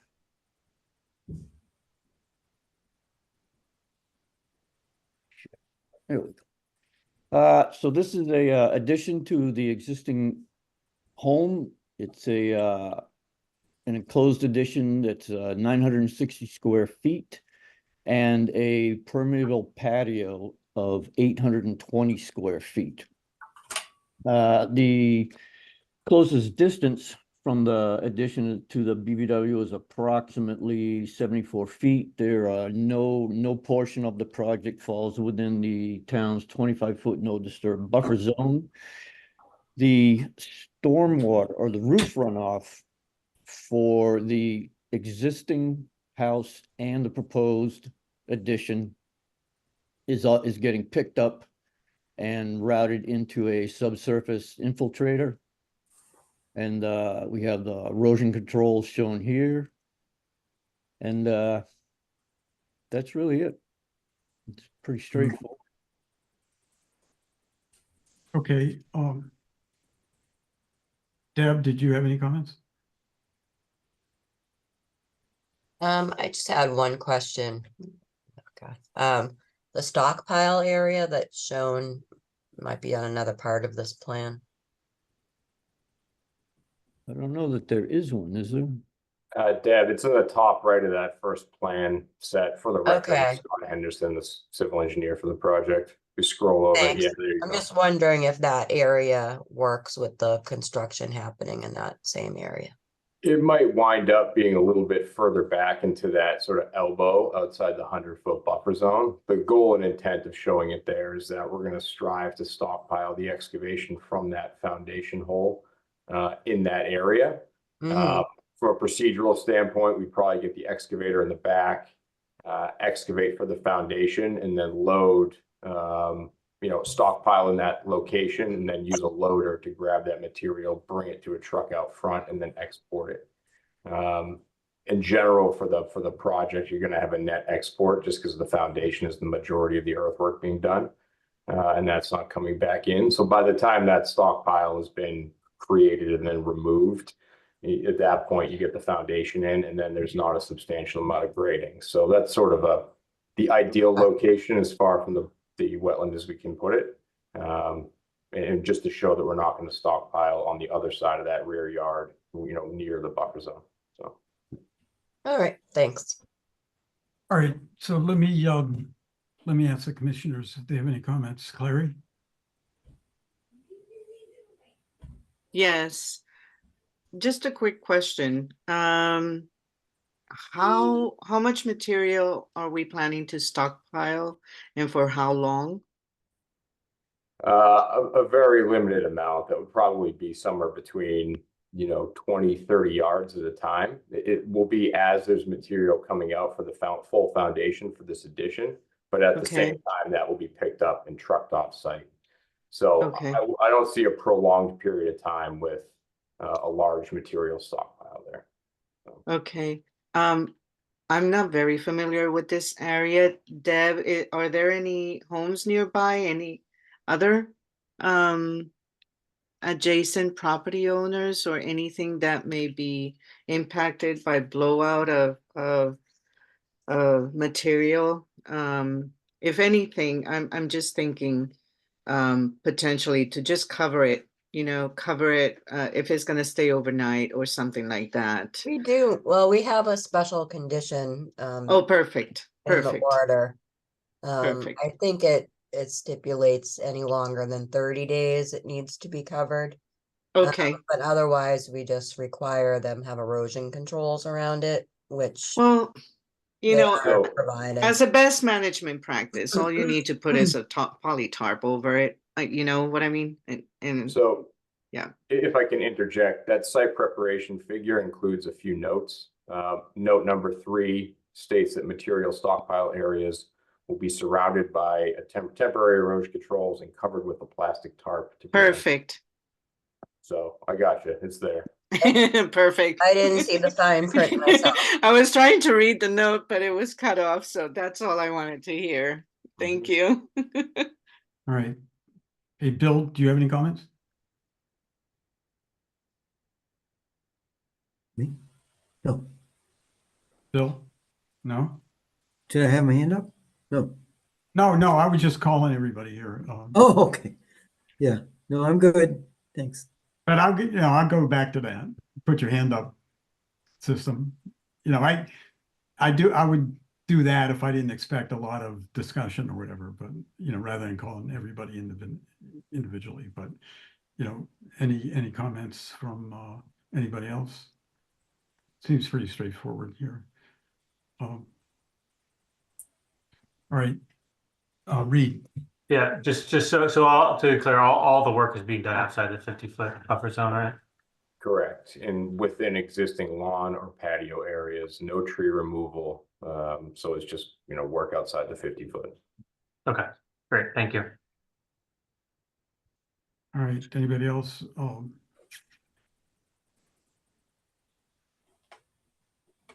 I really don't have any significant comments. Clay, is there anybody in the audience? There are no hands raised in the audience. Okay. So I believe, Deb, you have a draft order of conditions? Yeah, I did email it around at the 11th hour, so you do So- have it. So I guess we can close the hearing then. Yeah, we have a DEP number, and so you can. Okay, can I have a motion to close the hearing for 56 Canaan Circle DEP file 234-937? Motion to So- close. Second, Okay, let's vote. Reed, Aye. Bill, Aye. Alina, Aye. Fred, aye. Larry, Aye. and the chair votes aye. Excuse me. All right, well, thank you, and we'll be discussing the order of conditions. And as far as when it's issued, do you want it mailed out, or does someone want to pick it up, or? If you want to let us know, we'll come pick it up. Okay. All right. Thank you. All right. Thank you. Appreciate your time.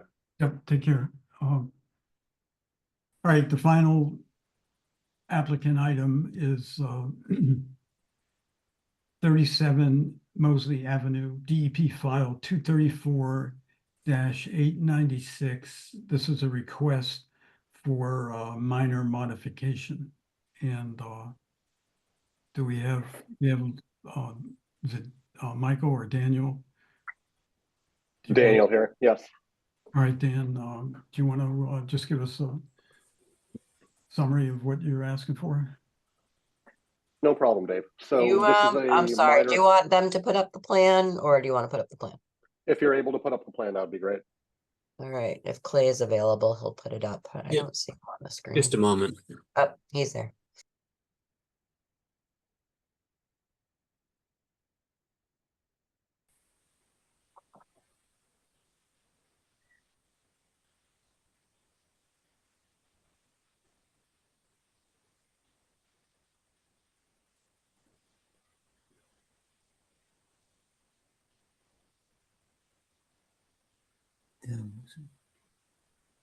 Sorry, I just had it and then it closed out on me.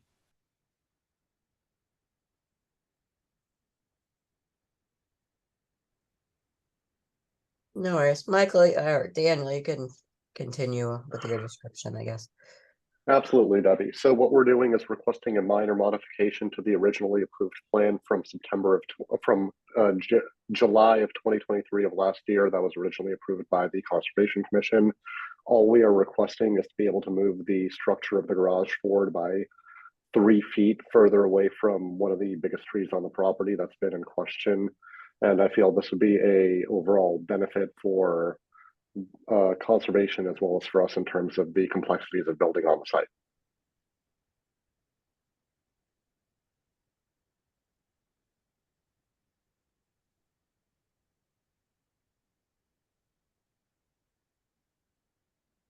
Yeah, for those of you who weren't part of the commission when this project originally was reviewed, there were a number of issues that we had gone through, and a couple of the major ones were there were some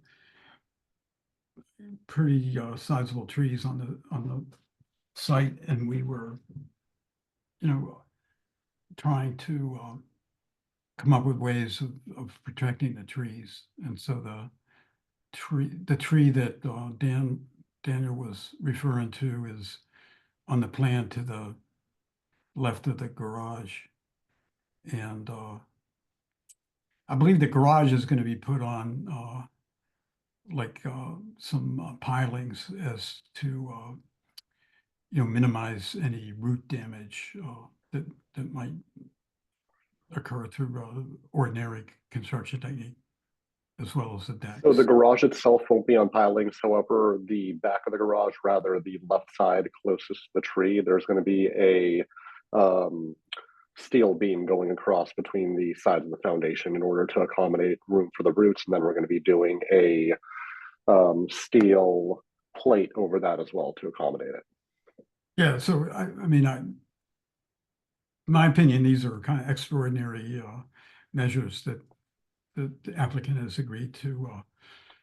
We're doing the best we can here, given the for circumstances. construction, yeah, so anyway,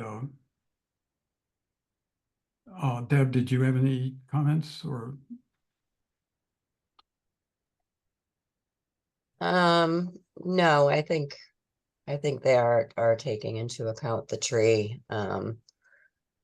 And I just wanted to point out that there was a change in the property line as well since the original plan was submitted. That's the property line on the right side. That's correct, yeah. We had the property resurveyed by Field Resources, and it was found that our property actually extends about 4 feet further to the right side.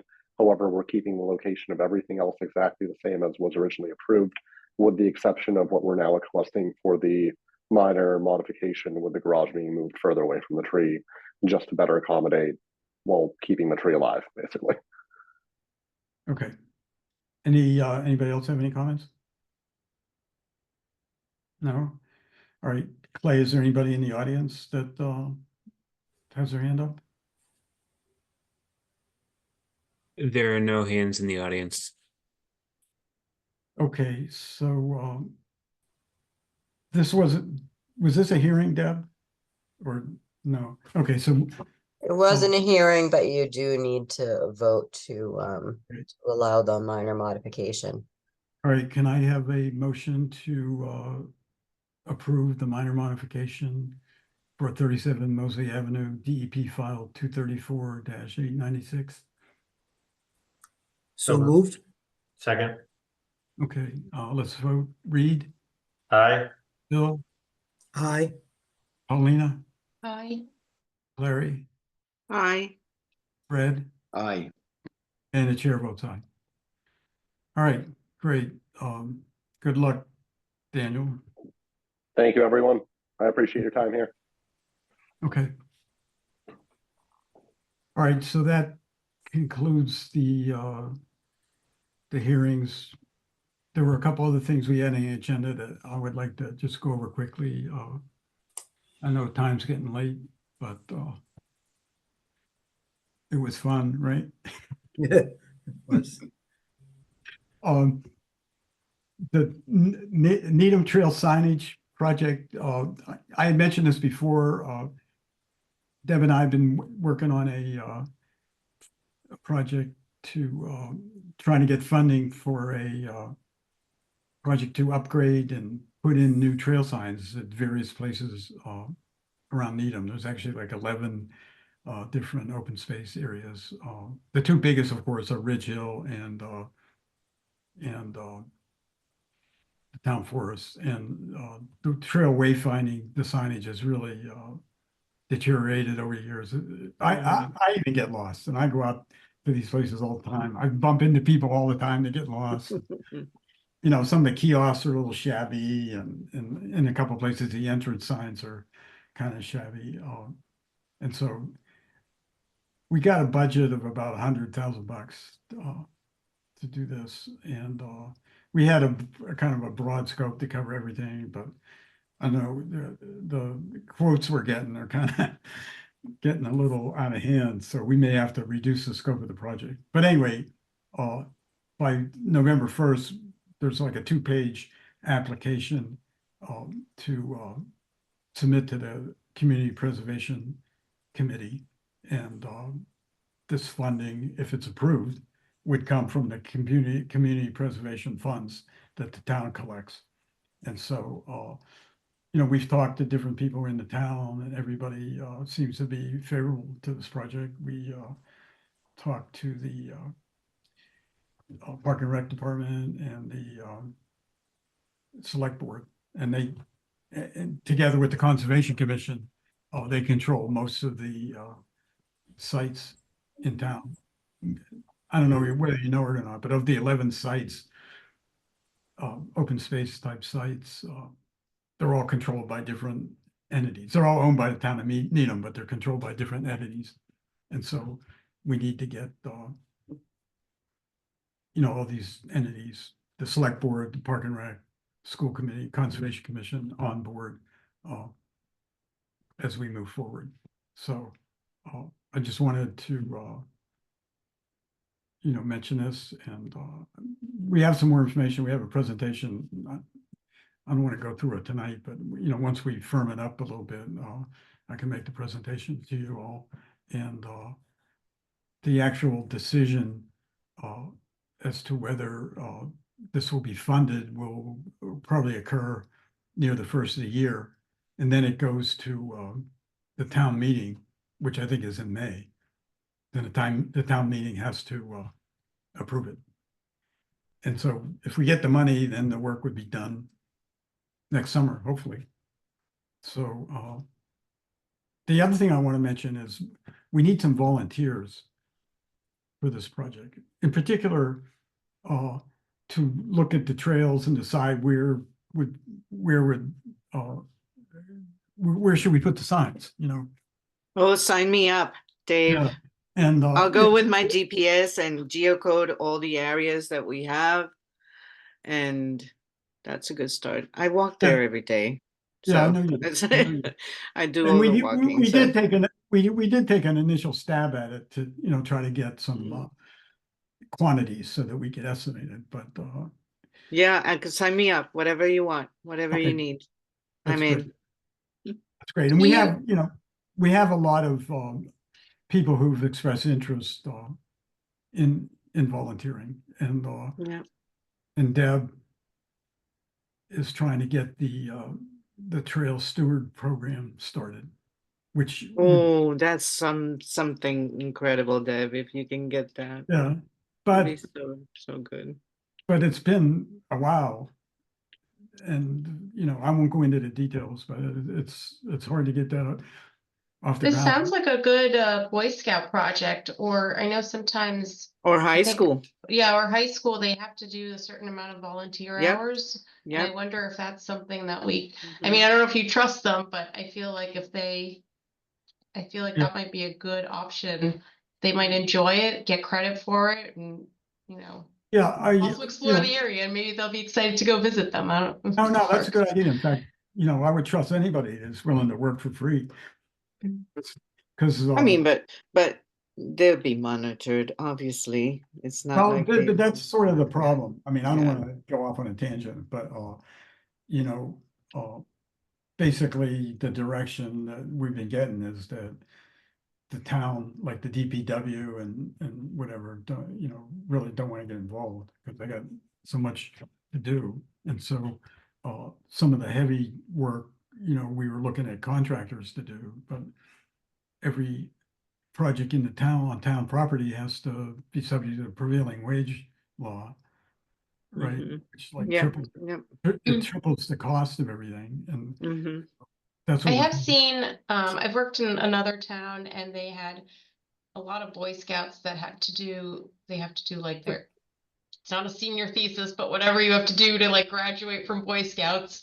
And a lot of them chose to make signs, and so that it's fun for them because they create it themselves and install them, and then, it's a great community Yeah. builder. Yeah, Well, they need to do that for the Eagle Scouts. Yeah, Eagle well, Scouts, the so project. whenever They need to get the senior Eagle year or Scout, yeah. something. We'll definitely get in touch with the Boy Scouts in high school. Those are some good ideas.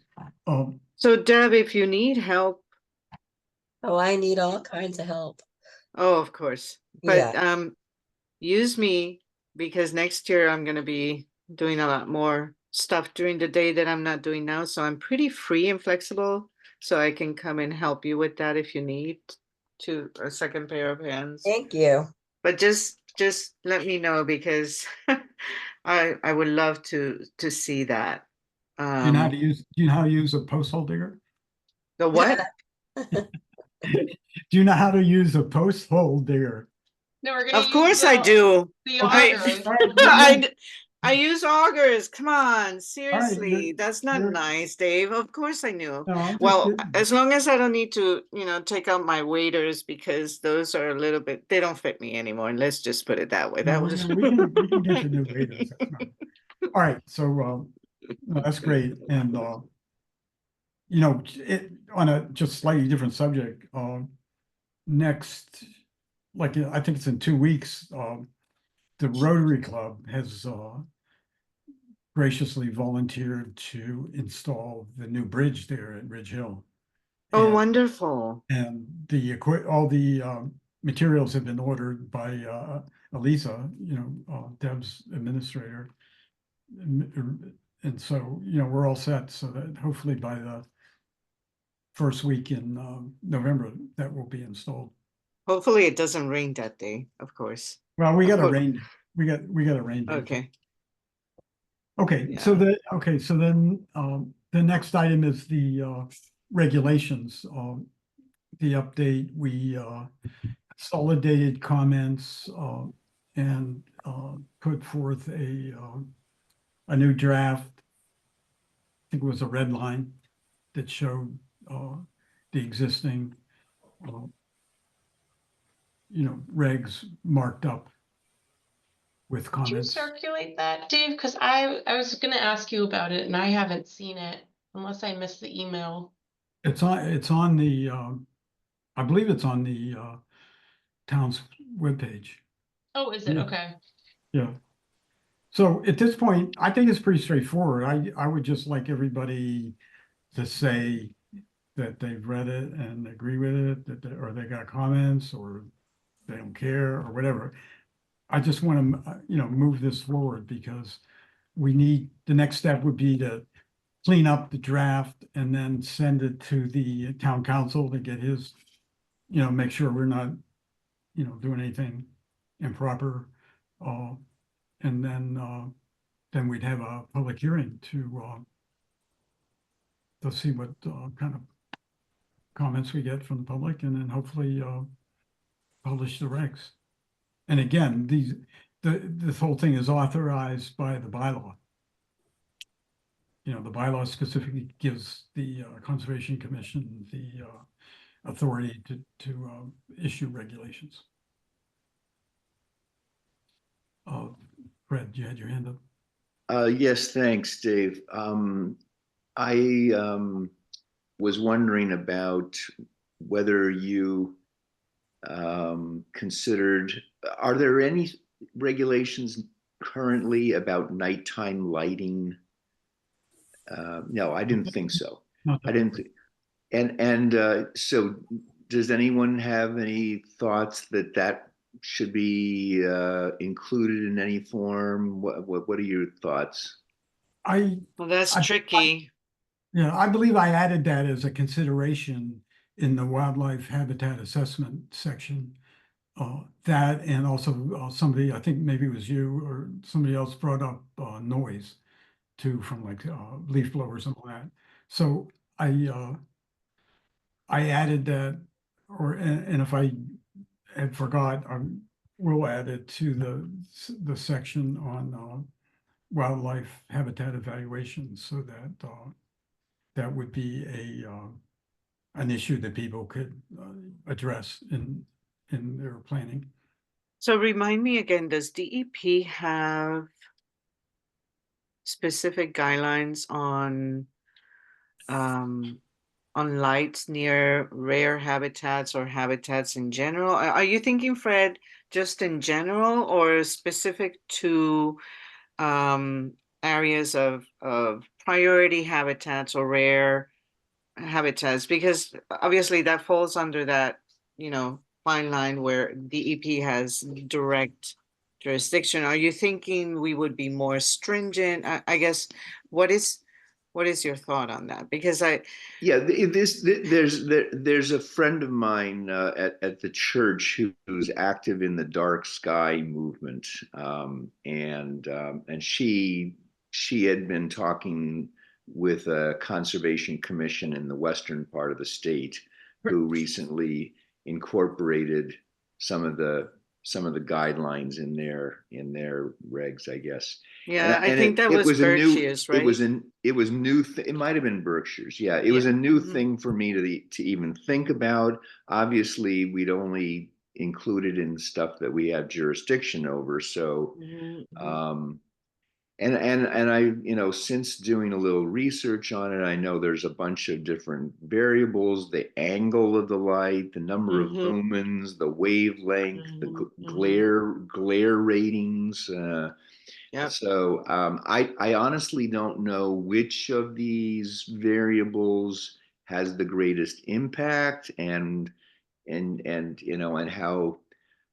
I mean, I think I guess it's becoming more standard to think about these things, and maybe there's a way to write a regulation that only impacts new installations and isn't too onerous. So I think it's mostly related to NHESP, the National Heritage and Endangered Species Act. And also when you have to submit, I'm thinking, in my experience where I've seen this be a really, specific, it's specific, project specific related to any NHESP or any potential takings or anything of that sort that really kind of triggers this really thorough assessment. And then it falls down. Go ahead, Deb. No, shut up now. No, you don't. But that's my thought. I was just thinking of like the town projects, the large projects, like over at DeFazio when they were redoing that. The town, different departments do look at the light, and we were able to comment on that project. As far as the lights not being on all night, they're only on during the game specifically. So I think that the larger town projects, that's kind of built in as far as changes in lighting. That's all I had to add. Yeah, like my suggestion, and I'm just trying to look up the specific area, and it was in the wildlife habitat analysis, which was part of the wildlife habitat evaluation, is giving a list of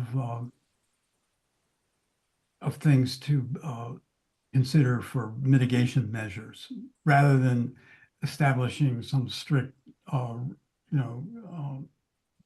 quantitative regulation, to just list this, as well as use of leaf blowers and any other things that are of concern to be considered in the wildlife mitigation scenario. Yeah, I agree that that's probably the way to deal with this. Is I don't think we should be coming up with specific regulations, but I think it's as long as I think we should be saying that we have the ability to put conditions in our orders of condition related to that. Yeah, or at least get people to think about it and discuss it.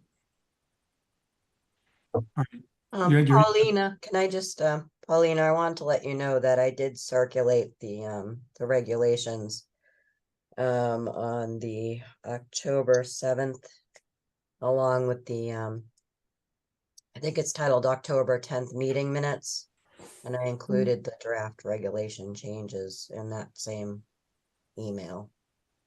Thank you. I must have, I'm just gonna look it up. I think it might have drowned. I get so many. All right, well, it was dated October 7th, the email anyways, if you Right, want and it's on the town website too. Okay. And what's your timeline? Well, yeah, I'll get to that in a second. What are you looking at?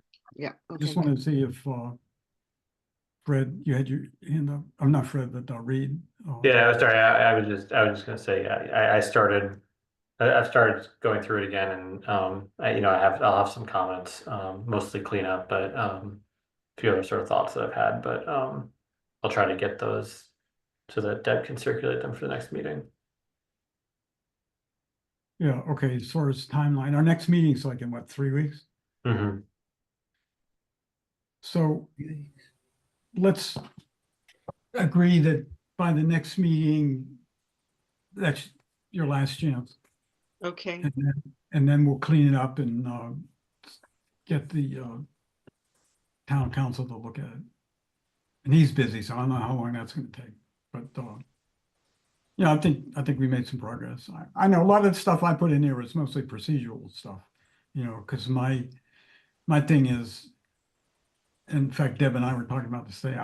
I don't think the commission should be, you know, reviewing incomplete applications, you know. And I think, you know, application should be complete, have all the information we need, and then we review it and Remind me again, do we have the policy internally that if a project is incredibly complex, that we get it peer reviewed and it's paid by somebody else other than us? yeah, we have that provision in the bylaw, although I think Needham, at least in the past few years, there hasn't been any real big projects, but there possibility exists, and there's not a lot of undeveloped land in Needham. Right. But that doesn't mean that something won't come up. So yeah, we have that authority, I guess is the right word. I don't think we have ever used a peer review for conservation itself. But larger projects, you know, go through engineering, they go through each department and then they usually have Beta or someone Right. Yeah. Have somebody on call. review. Yeah. Well, so, you know, this commission is a pretty talented group. So I think we cover just about every area that. So I have a concern about the earlier discussion, with the longer discussion, and I think it's more illegal. And I just want, for clarification purposes, I wanted to understand, you know, they kept repeating that they, you know, they were entitled to have an in-person meeting. And I think I heard that like probably 4 or 5 times.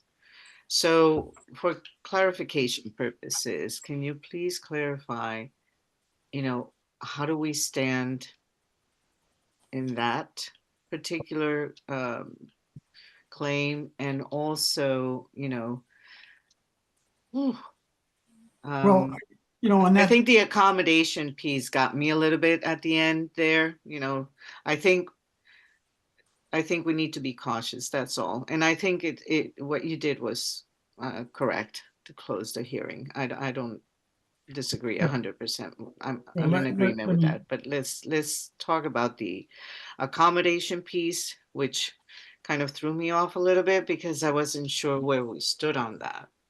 you know, let me try to answer that question, and you know, Deb or Clay, you could chime in, but you know, the state has an open meeting law. Mhm. You know, it has all kinds of provisions about, you know, in-person meetings and all that. But those rules were suspended during COVID. Okay, and it allowed commissions like ours to have online meetings. And the provisions were recently extended. And from the town's point of view, you can have a total online meeting like we have, or you could have a hybrid meeting. Okay, in a hybrid meeting, people could come and visit or attend online. So the Conservation Commission and several votes that, you know, I'm aware of over the past couple of years has decided they want to continue with the online meetings as long as the, you know, the state regulations allow that, which they do. And so right now, we don't have an obligation to have an in-person meeting. And I know that some people would like to do that, but you know, at least our last survey of the Conservation Commission, we did not, you know, want to do that. So I think that's still the case. I know there may be one or more people on the commission that would like to have in-person meetings, but we can't have total in-person meetings per the current regulations. It either has to be totally online or hybrid. So, you know, as far as as far as getting public input, like was said several times, we've had 4 hearings in the Conservation Commission, and there's been dozens of hearings with other groups and commissions around town about this project. And you know, I think Reg and his team have gone out of their way to encourage and get public input. But no matter how much you try, there's always people who are against the project and persist. Yeah, So, and that's understandable. I guess I wanted to be clear on how we stood in terms of any kind of claim of accommodations, and that we're all clear and where we stand with that, because I felt a bit uncomfortable. I don't know if the rest of the commissioners Well, agree, but I I don't know felt if a you bit know- uncomfortable in terms of how we address the accommodation, that's all. yeah, I don't know if you noticed when somebody mentioned that, I think it was an attorney or whatever, you know, I really didn't answer it, that question. Yeah. Because I didn't think it was really that appropriate. Right. I think we're pretty accommodating. You can, you know, these meetings are recorded. You can attend them. You can call into them. They're, you know, Yeah. the agenda's publicized. It should be publicized in the newspaper. So Yeah. Maybe we could have the phone number handy though, because we do occasionally run into somebody with a bad internet connection. And if we could hand out a phone number quickly get them on that would be useful. Yeah, that's a good idea. That could be And listed. also, how about, well, he had like what, 3 or 4 people with him? I've never seen that before. I mean, and it's a They 3-minute per formed person. They formed a little committee. Right. So is They it like they 3 go minutes per to all the person? meetings Yeah, and they well- talk about the same things. That Oh, okay. particular group are residents They're- Yeah, they're yeah, yeah. of Yeah. Linden Chambers. And Yep. they're, you know, So he tries to get you to go outside your jurisdiction Yeah. so that his other issues. Agenda items, yeah. Right, exactly. So, you know, he knows what's in our jurisdiction Mm-hmm. and we just have to stick to that, I think. Okay. Once it goes beyond there, you know, then it's open. yeah, well, I'll tell you, I appreciate everyone's comments during that episode. Yeah, but that's a good point, Debbie. Thank you for reminding me of that. I'm Like, I'm you know, only- it's my opinion, but still, you're right. If I open that, it's a done deal. Paulina, Yeah, I wasn't sure. I think my concern was, you know, he didn't finish all his points and we closed the meeting before he did. So I don't know if there's any leg to stand on for him being like, well, I didn't get a chance to express my well, you know, my he concerns he can because I complain- wasn't given. he can complain all he wants. I mean, you know, we don't have to listen to somebody for like 2 hours. No, I understand, but I didn't know if we should have received his comments and then after that close the meeting versus just kind of, Well, okay. you know, your time's up. We'd still be receiving comments. I mean, you have a point. I'm just saying. I didn't want to be held liable for, you know, All right, I'll for a person who's already claiming we're not accommodating. I'll take the liability and the blame or whatever. But I don't think that's an issue. I think that there were many opportunities, and there still exists opportunities for people to opine about their general objection to the project. When somebody comes to the Conservation Commission with objections, I try to, and you know, I don't think I was that successful, to get the individual to focus their concerns and their comments on specific aspects of the wetlands regulations and how we might have viewed or opined on them, and not other things. We had a case, you know, I don't know, months ago where there was some dispute between neighbors about flooding. You know, when they were coming to the commission and, you know, going on and on about how so-and-so was causing flooding and all that. I don't know if you remember that, but, you know, that just would have gone on forever, but we had to cut it off. There was also been cases of people who were concerned about construction noise and other construction impacts. And basically, you know, they should be talking to the building department about that, not necessarily the Conservation Commission.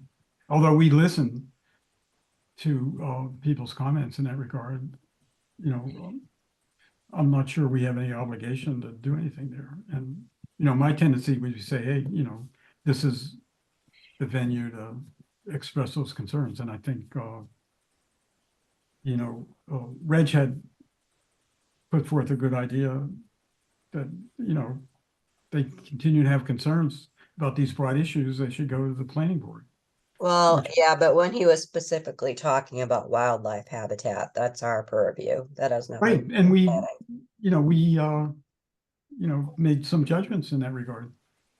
Right. I mean, it's an improvement. They're only taking out 6 trees in our 100-foot buffer zone. They're Right. planting like 30-something trees in the buffer zone. They're reducing the amount of impervious in the buffer zone. So, you know, I think it's more of an improvement. They're working on the stormwater issue in that whole area. So There's Yeah, no no, rare habitat.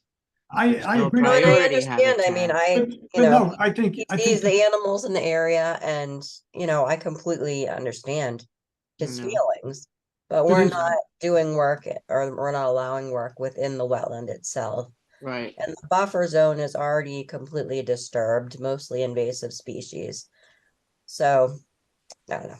Well, I mean, I would also say that, you know, the comment about, you know, wildlife habitat was made, you know, and we heard the comment.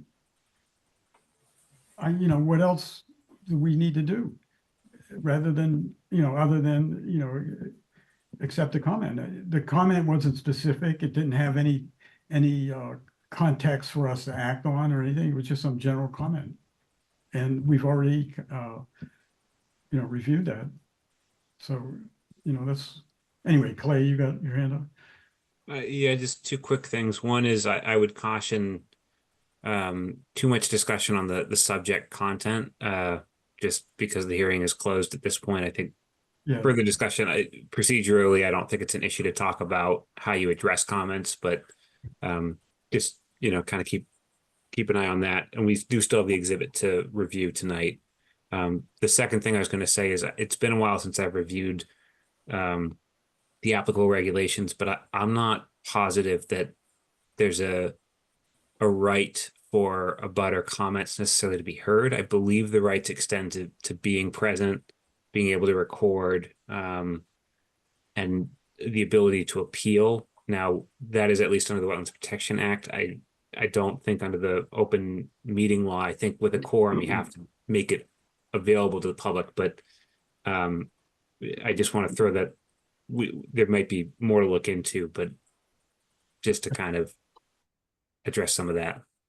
All right, good points. Oh, before we go to the orders of condition, I just want to mention one more thing. There is a new committee being formed in town. Deb and I were on an ad hoc committee relating to trees. And the conclusion of the ad hoc committee was was to create a permanent committee to deal with trees. And one of the seated Well, to positions. decide if we should have a committee. That was this committee, was to decide if we should have. Yeah, so the committee decided to have a committee, and then the select board voted to have a committee. And so the committee has seated positions. And one of the seated positions is the Conservation Commission. And so I would just like to put it out to the commission that there is an opening that we need to fill rather quickly. And so if anybody's interested, then send a note to Deb and we'll Well, go I from there. think it's more immediate than that. All right.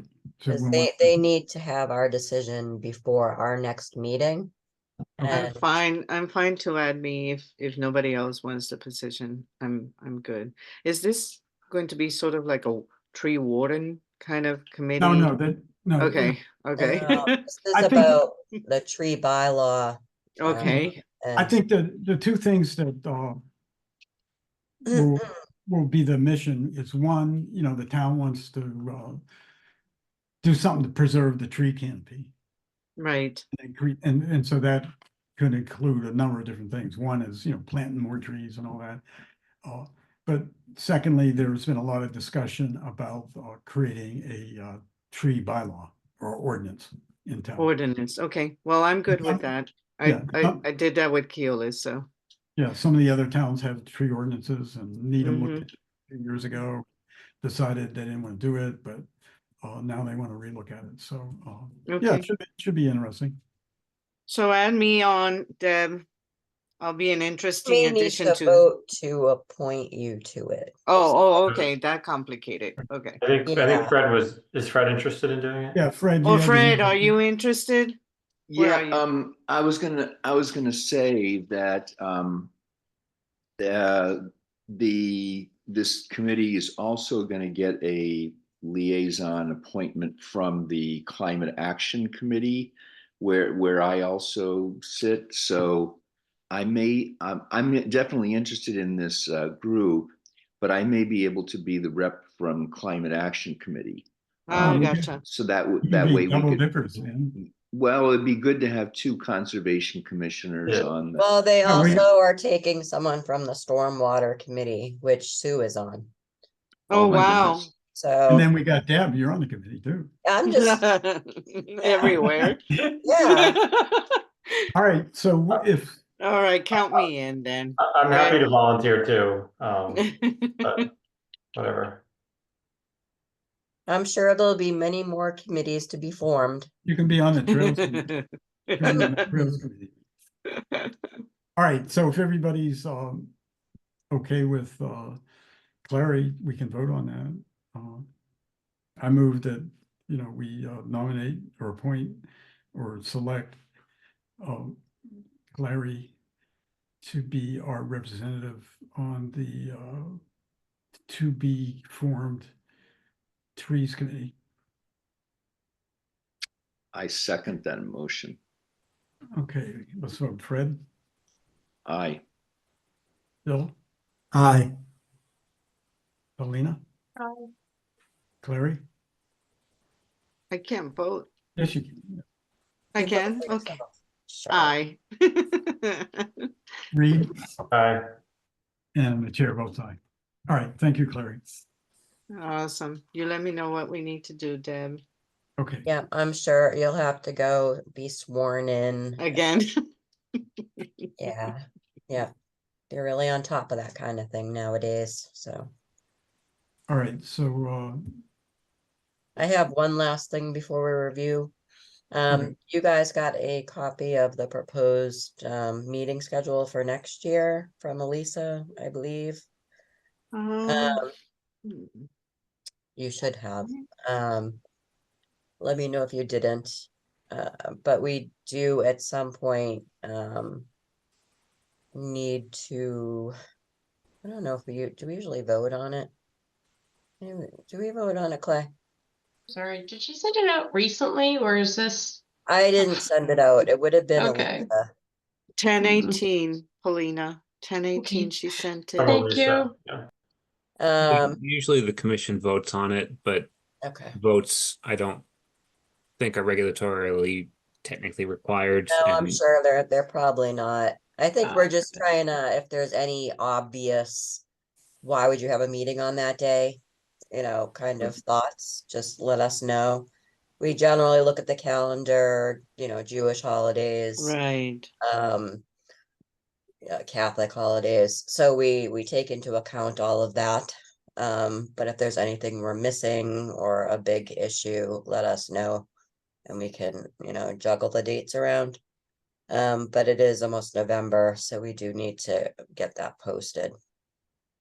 So, I just have a quick question. November seems to only have one date in it. yeah, that does happen. Oh, it does. Okay, I wasn't sure if it's one of those. I forgot what the rules were that we have to have meetings every, was it 21 days or something? 21 days. Yeah. Yeah. Yeah, I think it's the same this year. I think we just have one meeting in November. Mm-hmm. Yeah. Okay. Thank you. So anyways, if you guys can just look at it, so the next meeting, November 14th, we can vote on it. Be great. Unless you want to vote on it now. I'm happy to vote on it. I just took Yeah. a quick look at it. I took a look at it. I don't see any, like I screened a screen with And the only difference holidays. would be if for some reason the government decides that we have to go back in person the end of March. Then we're gonna have to schedule rooms and such, and we may have conflicts with other boards, so we might have to change our schedule up, but for now, this is the schedule. You meet at my house. I don't know if you want all the applicants to know where you live. Or the abutters. Not after tonight. Not after tonight. All right, so I have a question about that. Is it if the government tells us to come back as a town, can we agree not to, or we don't have a say in it at all? No, then we have to go hybrid. Okay. I mean, I don't. The town's policy is that you're either remote or hybrid. There isn't just an in-person option. yeah, but doesn't the open meeting law say you have to be in person? And if they repeal all the changes to the open meeting law, then you got to go back to in-person meetings. Right, so they would have to be hybrid because the town has Yeah, but determined that it can what I'm only saying be is, hybrid. if the governor rescinds all the changes, then hybrid isn't allowed either, right? No, it is, because you'll be in person with a Zoom option. Yeah. So My concern is that all the consultants are gonna, if we go in person, all the consultants are gonna stay on Zoom. They probably will. I mean, I don't see why they wouldn't, but Yeah. I mean, it's Whatever, less expensive. We'll cross that bridge. Well, when- most of the other boards are doing hybrid now. I think we're one of the few that are continued being remote. Planning board's hybrid, ZBA is hybrid, so that system's already in place. I've met a commission that meets in person, and then once a month they they meet once a month in person, and the rest of the time they're virtual. Oh, good It's a- God. Is Yeah. that Western Mass? Because It's Western Mass. It's Yeah. all, they all go rogue over there. Yeah. I love that though. It's like, wow. Yeah. All right, so let's vote on the calendar. I have no I'm- problem with the calendar. I move to implement it. I don't know what the motion is, but Except, accept. okay. Second? I Yeah, second. Yeah. All right, let's vote. Bill, Aye. Lena, Aye. Larry, Hi. Reed, Aye. the chair votes aye. All right. Nelson, come on now. Oh, I thought we had another voter. I know. Sorry, I'm sorry. Nelson, that's an adorable name. Unless is it your dog? Yeah, Nelson had to go outside for some reason. I love that. okay, Fred. I didn't see. Okay, Fred. Yeah, I'm fine with the schedule. Yeah. Okay. Yeah. Right. All right. So let's move to the orders of condition. I think we have two, right? Yeah. Clay, do you want to put up the Linden Chambers in order? If I sent it to you, which I hope I did.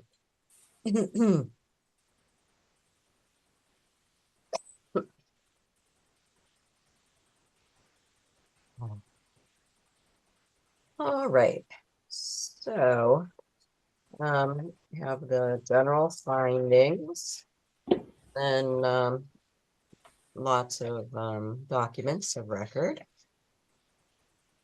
You want to go down to special conditions. So Dave, you had sent me a few suggestions to add. Let's see. So number 11, Dave, you mentioned the applicant should provide a plan showing stockpiling areas and stockpile erosion controls prior to excavation. Yeah, let me just explain that, you know, according to their site evaluation, they have quite a bit of excavation to do on that site. You know, more than you would see on a you know, one of our typical projects. Yeah. You know, because this was an old wetlands area and it was filled. There's really 8 feet of fill there, and the soil really isn't suitable for any kind of construction. So they have to excavate or put in some kind of piling, but I think they'll excavate. And also because of the groundwater situation, they may have to do some dewatering as well. And that wasn't, we didn't discuss that in any kind of detail, but it is, you know, buried in their plan. So I just made a couple suggestions to address that. Right. Okay, so number 14, Wait, that's sorry, Deb. Sure. So, I have a big issue with stockpiles that are not covered. So are we talking, how much material are we talking about here? I couldn't tell you. It's Dave hard, might have a it's hard to better say idea. because, you know, they may decide to excavate and haul.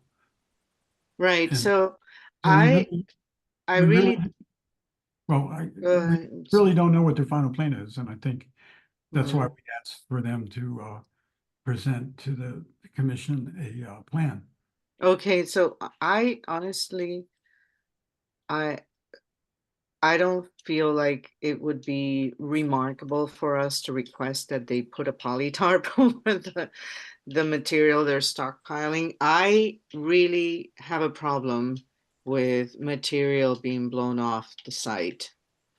Okay, so And like every day you want them to put a tarp over it, or? yeah, absolutely. If it's a great amount of material and they're not taking it out that same day, put a polytarp. They're really inexpensive. Just cover the thing up and that's it. I don't, you know, it's not remarkable for us to request something like that. It's more remarkable to see, you know, the impact it has with blown away material.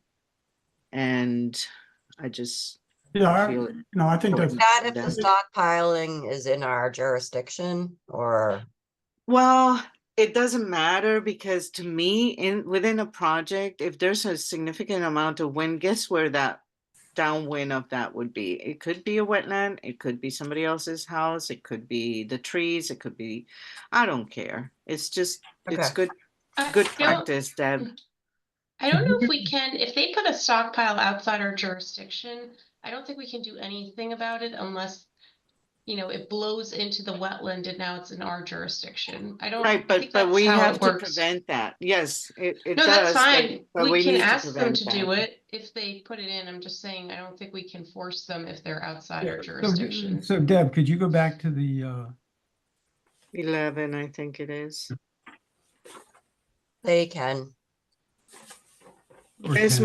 Best management practice. It should be a best management practice for any significant amount of so stockpiling. just add that to 11. I did, and I wrote it on my Okay. paper. Thank you, Deb. You're welcome. So we have this usual dewatering condition anyways, Dave, that you also brought up to me. Number 14. They need to provide us with a dewatering plan if they find they need to dewater. Sorry. Number 15, this was from you, Dave, that they should provide details of any changes to the drainage system design, especially the system inverts. Right, because they're right on the edge of the groundwater. Okay. So we have actually number 21. Says, I might lose my voice.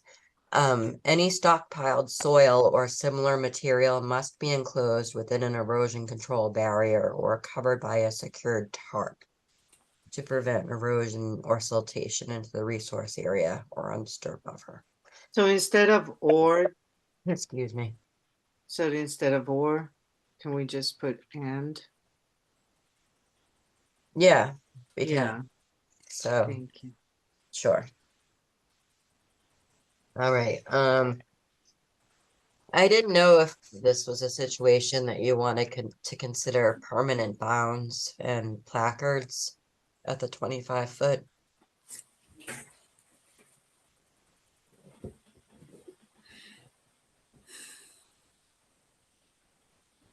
Thoughts? You know, I was at behind Sunita Williams School the other day. And they have like, I don't know, like every 20, 30 feet, they have like a post with a placard on it. Look pretty, there's also a fence there. I don't think we need a fence, but you know, I think it'd be good to put some posts, maybe with birdhouses on it. I think it's Sunita Williams. They have birdhouses there too. So Could be. So do you want them at the 25-foot? yeah, and I would say, I don't know, every so many feet, 50 feet. Okay.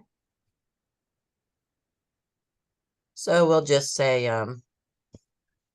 to be approved by conservation staff or something like that for them to propose what they want to use for bounds. Okay. I added this, so they're gonna put in educational signage regarding the rain garden and native vegetation, which is good. I just put that it should be approved by conservation staff before it's ordered and installed to make sure we agree with what it's saying.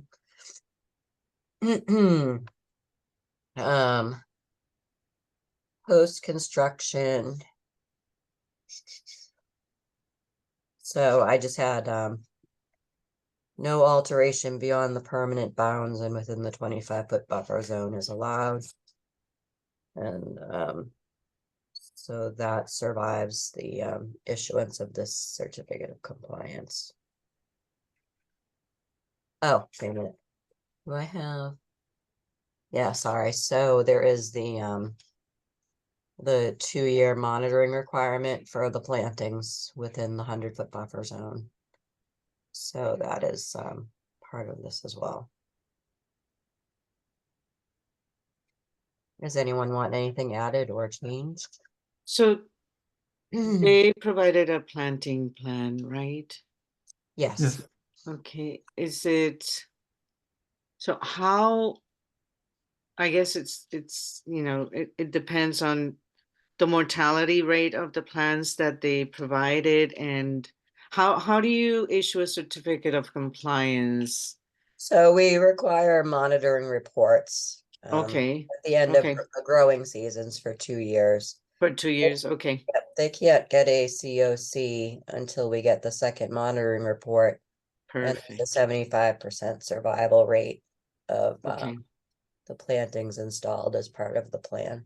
That's what I needed to know, the 75% survival. Yeah. Okay. Awesome. Is that something you want to add here? It's already in there. Okay. Am I not reading this? What's wrong with I me? didn't highlight it because it's unusable. It's Sorry, Deb. I oh, think no. I think I need to go No to bed worries. and wake up again tomorrow. You and me too. Sorry. So it's like number 25, 26, Okay. 28, 29. All right. So it's 75% survival Yep. rate. Perfect. I'm good. Yeah, and if there's any substitutions based on plant availability, they have to run it by me before they can swap things out. No comments. You got it covered. Yeah. Is that it? Everything else is pretty much the standard. Mm-hmm. All right, anybody have any final comments? No?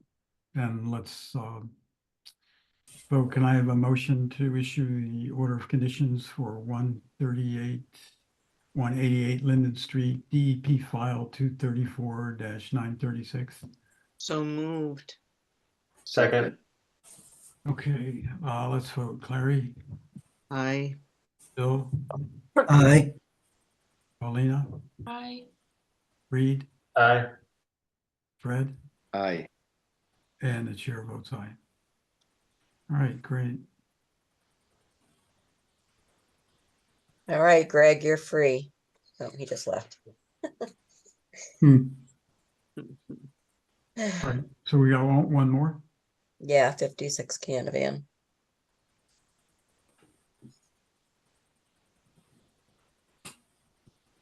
So this was a pretty cut and dry project.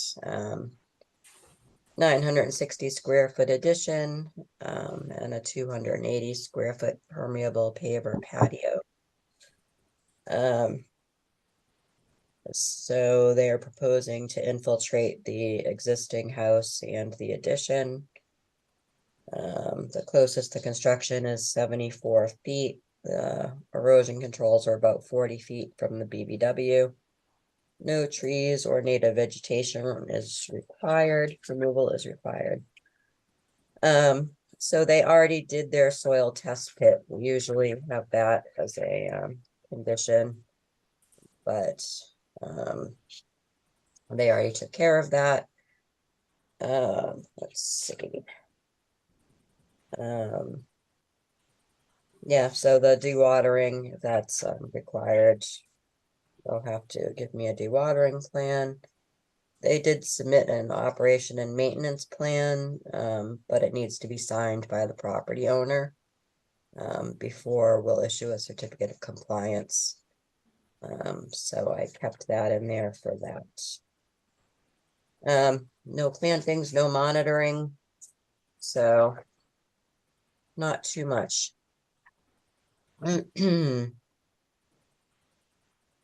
Any comments?